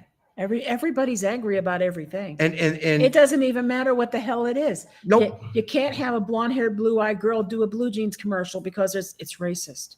You can't have what was the next thing that came out after that? I don't even know. It's like everything is blown up to be something bigger and deeper than what it really is. And it's so exhaustive. So I try to stay off social media because of all this. That's why I never got on. I try to stay away from it. I have watched friends that I don't even recognize anymore because their day has been 100% consumed with posting multiple times a day all their political views. What happened to your life before politics? Well, what happened to you? And what you they used to be a fun person. Well, no, and what they forget is that even from people from the opposite side of the aisle, they had 80% of the things they were they had in common. That's why we're doing this. And they were friends with them. And we had music, we had this, we had movies, we had all this other stuff. But now it can only be one thing. We can only talk about one thing. And if we don't agree on that one thing, then we can't even talk. So but it's not even so much my interaction with some of these people. It's more like I've observed because I don't engage. So I've observed what has happened to them. And it's just really sad to see it happen. Yes, can these political issues be important? Sure. But should they be the only damn thing you focus on all day long? No, no, they shouldn't be. Here, Mexico. Yeah. We were in San Cristobal de las Casas when they elected Sheinbaum. Yeah. And they shut everything down. They do the election. Yeah. And they go have a party.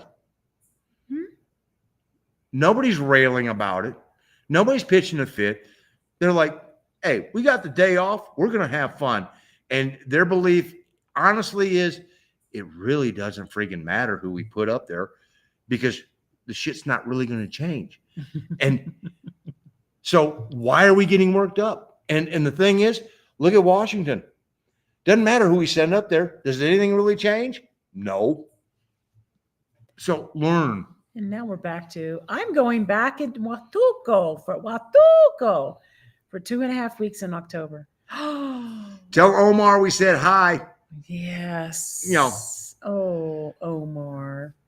Because we got to go back. I know we got to go back. For sure. For no other reason than just to go see Don and Lisa. Yeah, and I got to get in touch with Claudia and Stefano. They were supposed to come to Querétaro. We never heard from them. So I don't know if they did. Maybe they didn't. Their children play chess and are in tournaments nationwide. And they travel. So. Yeah.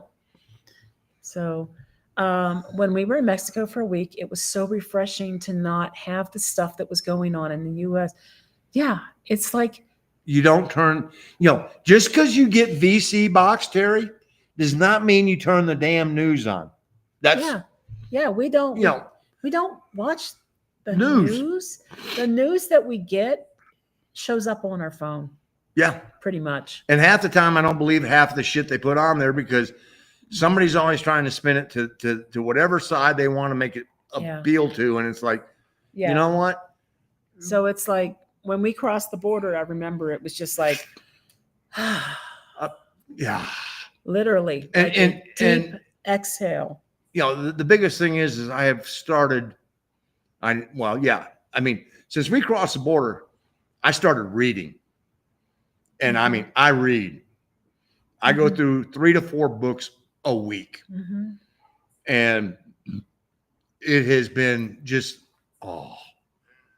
thank you. Thank you. You know, No more 24-hour news cycle running. No. Yeah, it's nice. It's nice. And you let that stuff go. Now, does that mean that Mexico and Mexicans don't have political differences? I'm sure that they do. But you know what?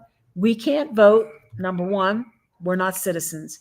Number two, we don't know enough about their history or their political issues to have any say in it.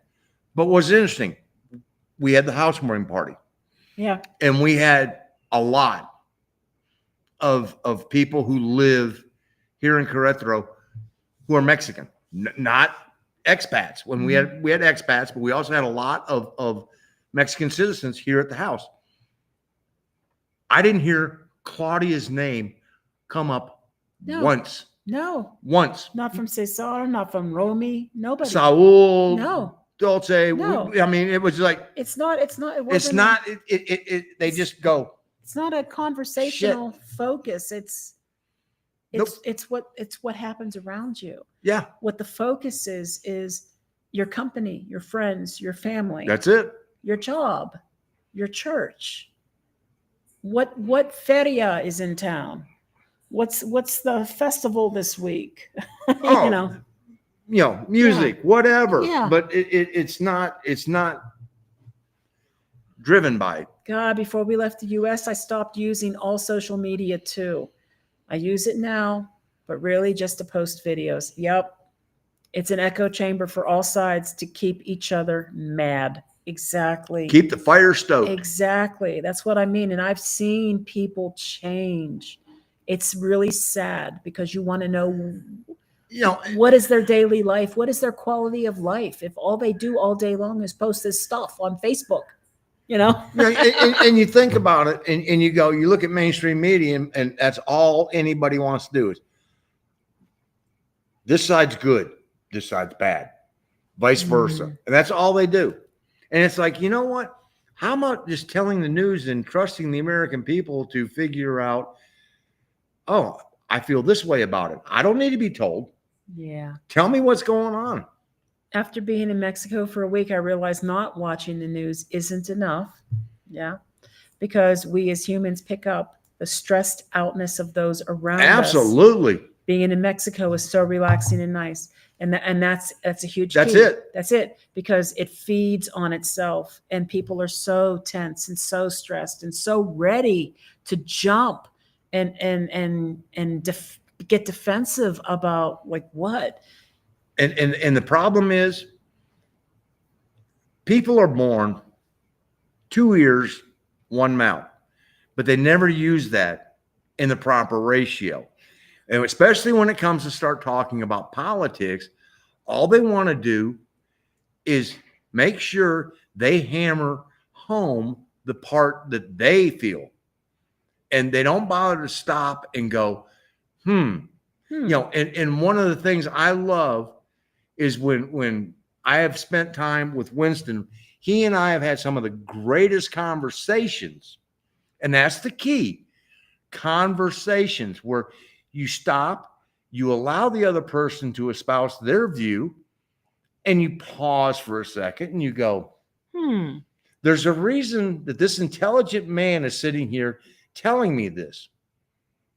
It may not be something I believe in, but there's a reason why he believes in it. He is a smart man. So maybe I need to shut up, think about it, and go, okay, I can see that. And we've had wonderful conversations where he has taught me so much. And the only way that occurs is you have to listen. And that's the biggest thing that is not occurring in the US anymore is people don't listen. All they want to do is dominate and talk. And you know what? You don't get any smarter by listening to yourself. Oh. So Terry, thank you for being on tonight. Have a good night. Nice to see you on here today. Let's see. What are your favorite kind of books to read, Mr. Mark? Oh, I am spy and espionage and mystery. And when they combine the two, that's even so much the better. I mean, But I can't get him to read any Dan Brown. I haven't gotten there yet. Good Lord. How many books have I read? A lot. I mean, A lot. I read all 83 of the Rex Stout Nero Wolfe books. 83 of them. You know, I read all of the Agatha Christie Hercule Poirot's, which was a lot of those as well. Ones that I am reading right now that I just got done finishing the series, and I'm waiting for the library to get the latest one, is James R. Benn's Billy Boyle series, which Billy Boyle is a very young Boston detective who gets sent to Europe in World War II, and he's assigned to Eisenhower's staff, and he basically becomes Eisenhower's, all right, I've got a problem over here. Somebody's murdered somebody, things like this. And, you know, and I love World War II. I mean, I'm a historian. A great series of books I read were the conspiracy ones, the Lincoln conspiracy, the Washington conspiracy, the Roosevelt conspiracy. There was another one in there that I can't remember now, but it tells you the history of how, you know, famous presidents were almost assassinated. And what went on behind it, and how these people dealt with it. So, yeah, I mean, David Baldacci, thumbs up. The scariest book I have ever read was The Phoenix Spandau, written by Greg Iles. If you know who Rudolf Hess is, Rudolf Hess was the Nazi who they think escaped from Germany and took a plane to Britain. Now, the plane crashed. Nobody knows, did Hess get out? Did he not? Did the British help him? Whatever. And so nobody ever knew really. And there's a lot of great books written about what if Hess survived? And what about this? And what about that? The Phoenix Spandau by Greg Iles takes that to a degree that it was like, whoa, that's pretty scary. My favorite series I'm reading right now is by far Mitch Rapp, written by Vince Flynn, who, you know, is basically a CIA, well, for lack of a better word, he's an assassin. I mean, you know, you want to do evil to the U.S.? Well, I'm here to take you out before. And very well written series of books. Unfortunately, Vince Flynn died in 2018, but he has another guy who's been taking up his writing. So, you know, I'm waiting on the first one that was not written by Vince Flynn to show up in my Kindle. Winston, absolutely. Conversation with respect and appreciation for each other's perspective. That's all anybody wants. That's all anybody wants, is to be heard, you know, and understood. And what's funny is Winston and I have come up with a lot of common sense solutions to a lot of what ails the United States. Yeah. And the one thing, and I like to think that we are two pretty intelligent human beings. The one thing we can never come up with a solution to is bail. Yeah, well, I mean, I'm just saying, you know, we came up with solutions on just about everything else, but the bail situation was one where if you're poor, You're SOL. If you're rich, you're out of jail. That's true. And that's not fair. No, that's Yeah. we discussed this for hours, and neither one of us could come up with anything that the other one looked at it, the other one went, No. ooh, that would work. But that's the most important thing right there, is the fact that the two of them are pretty much on opposite sides of the middle. Not extreme, and there's a lot of common ground, and they can talk about anything. And it comes down to respect and appreciation for the other person's perspective. Everyone just wants to be respected, and they want to be heard and understood. Shit, we came up with a solution for abortion. We came up for immigration. We came up for all these different ones. Yeah. But bail, and the thing is this goes all the way back to the English system when the kings, Okay. And if you don't understand that, read Ken Follett's trilogy of the English. Let's see. We just shut it down as soon as you cross the border. It feels, when you're in the U.S. and you say something like this, it's hard for people really to comprehend how that's even possible, because it's everywhere around you. But it is true. You cross the border, it's gone. It's gone. If you choose to. If you choose to let it go. Now, there are people down here who. Yes. No. And there are specific long-standing gringo established locations where people bring it with them. And that's unfortunate. And you know what? You have a common ground that you're already on.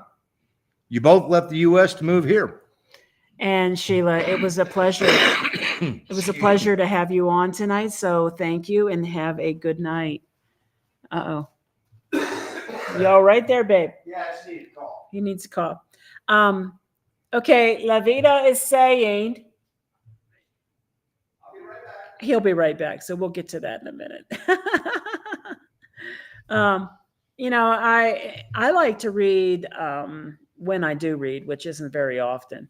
I like to read autobiographies, particularly if they're in the music industry, or history about things in the music industry. Like I had this book about the origins, the rise and the fall of MTV, for example. And I like to read not really sci-fi, more like horror, more like Stephen King or Stephen King's son. And I like Dan Brown. Okay, so World War II books, babe. My mom to say she's an avid reader would be an understatement.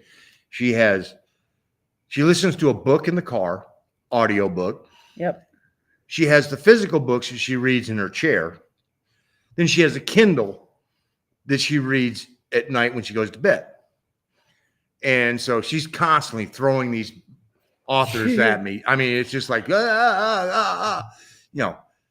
And so I finally got her. I found this series of books by James R. Ben called Billy Boyle, the Billy Boyle Mysteries. And she was like, oh my God, how have I never heard of this? And she is now on, I think, the next to last book or two from the end of there's 20 of them in the series. He writes one a year. And wow. He started in like 2005 or something. Great set of books. Same characters carry through all 20 books. Good. There's a couple of them when it starts to get about book 15, 16, 17 that I found a little bit hard to motor my way through. But I was like, you know what? I've read the first 15. I got to keep going, which that happens with an author. Every once in a while you get a clunker. But yeah, it's a good series of books. History-wise, and you like World War II, have you read P.T. Duderman? P.T. Duderman is a retired captain from the U.S. Navy, and he writes books about World War II in the Pacific, which I did not know.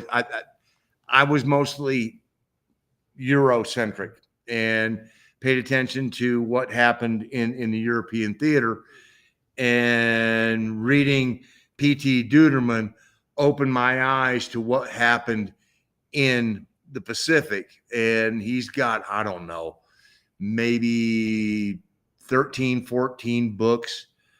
And he does it all based on the history that has been released since World War II on specific types of battles. And it was amazing. So I highly recommend P.T. Duderman as well.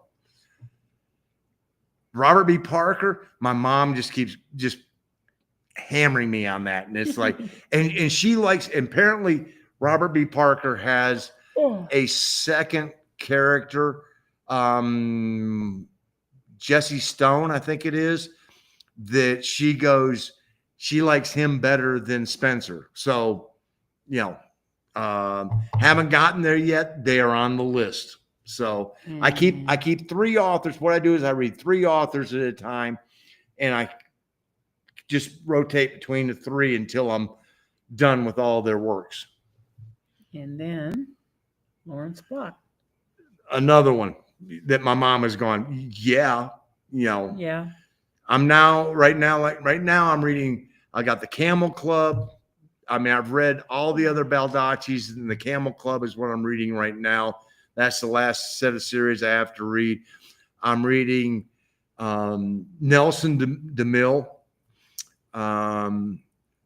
who wrote The General's Daughter, which is a great movie, with John Travolta and James Woods and James Cromwell, your boy. My boy that is in Babe, That'll Do Pig. That'll Do Pig. But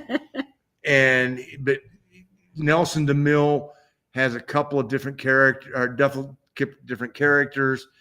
Right now I'm reading the John Corey series, and then he wrote under different pen names, and it's like, oh my God, he's got a boatload. And the third author I'm currently reading is Daniel Silva. Oh, I'm reading 4 authors. I've got Vince Flynn in there as well. So I'm reading 4 different authors, trying to finish them up. So that is too much for me. I don't know. I'm sure you guys who are still hanging on must see me constantly yawning over here. I'm going to turn into a pumpkin soon. I've been up since 5:30 this morning, so I'm pretty tired. 5:30 Mexican time, so 6:30 Central. Hours. Yeah. 15 hours. I know, but I'm tired. Yeah. It's been a long day, and the job has not gotten any easier. Let's face it. I'm tired. I'm tired. I'm so tired. Tired. They actually played that the other night on TCM. Oh gosh, I'm pooped. I'm kaput. So I think we're going to call it a night and say thank you so much for hanging around and spending some time with us. We didn't really ask Mark that many poignant questions, huh?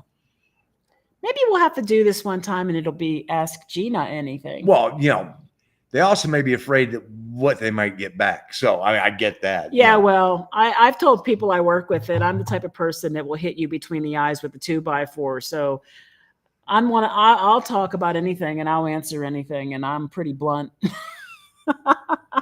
I'm the easier of the 2. Trust me. He's seen me with my daughter during some trying times. Hell, I've seen her with my daughter during some trying times. Yeah, I don't play. I'm like that, homie. Don't play that. Nope. And early on it was like evil stepmom. Then suddenly it was, oh, you're great. Yeah, because sometimes the best parenting technique is to just be honest and be real and be consistent. Yeah. Fun chatting with y'all. Go get some rest. I got to go to sleep soon too. We'll get some dinner if you're all staying in Querétaro. Yeah, for sure. Yeah, just reach out to us at gringosrus.com on the contact us, and we can. Yeah, blood can be very fun. If people, I've always been told that people like me because they know that where I'm coming from. They never have to guess where they are with me. No shit. And Trust me. I try to be respectful always, but I'm not going to sugarcoat stuff, and I'm certainly not going to lie. So you want to know the truth? I'll give you the truth. If you've got what I like to say, if you've got the balls to ask me the truth, for the truth, be careful what you ask for. You will get the truth, so that's just kind of the way it is. I don't see the point in having people try to figure out what you're trying to say. I don't like that read between the lines stuff and things like that. No, I just say it the way it is, at least the way it is to me. Obviously, my words, my perspective. So, yeah. Fine. Yep. All right, guys. Thank you so much. We will be back again in 2 weeks from the beach, right? No, we'll be back from the beach. We'll be back from the we beach. will be back from the beach at that time. Oh, God. If we did try to throw one of these in at the beach, that would have been no. And I'm still working even while we're at the beach. I'm going to have to try to figure out my hours. 5:30 shows up soon. Yes. Yeah. And don't sugarcoat it. You can be kind and honest at the same time. Besides that, I still got to call my mom and help her set up her fantasy team for this week. So. Oh, yeah. I got to do that too. Yeah. Shoot. I mean, that's just the macchiatos, my fantasy team. One of the things that I got to do. It's like, yep. Take a look at my team. What should I do? Topsail next week, man. We get to see our granddaughter, so that'll be fun. And we'll let you know. I don't know if you've been to Surf City Barbecue, but Jesse, we're going to go there. I'll give you a review on the quality of the barbecue. Hopefully it is vinegar-based Carolina pulled pork. Oh, it's Eastern North Carolina. Yeah. It's nice. All right. Well, adios. See you in 2 weeks. Hasta la vista. 2 semanas. Everybody have a great week, and I guess next week as well. And we will see you then. Video this weekend. Bye.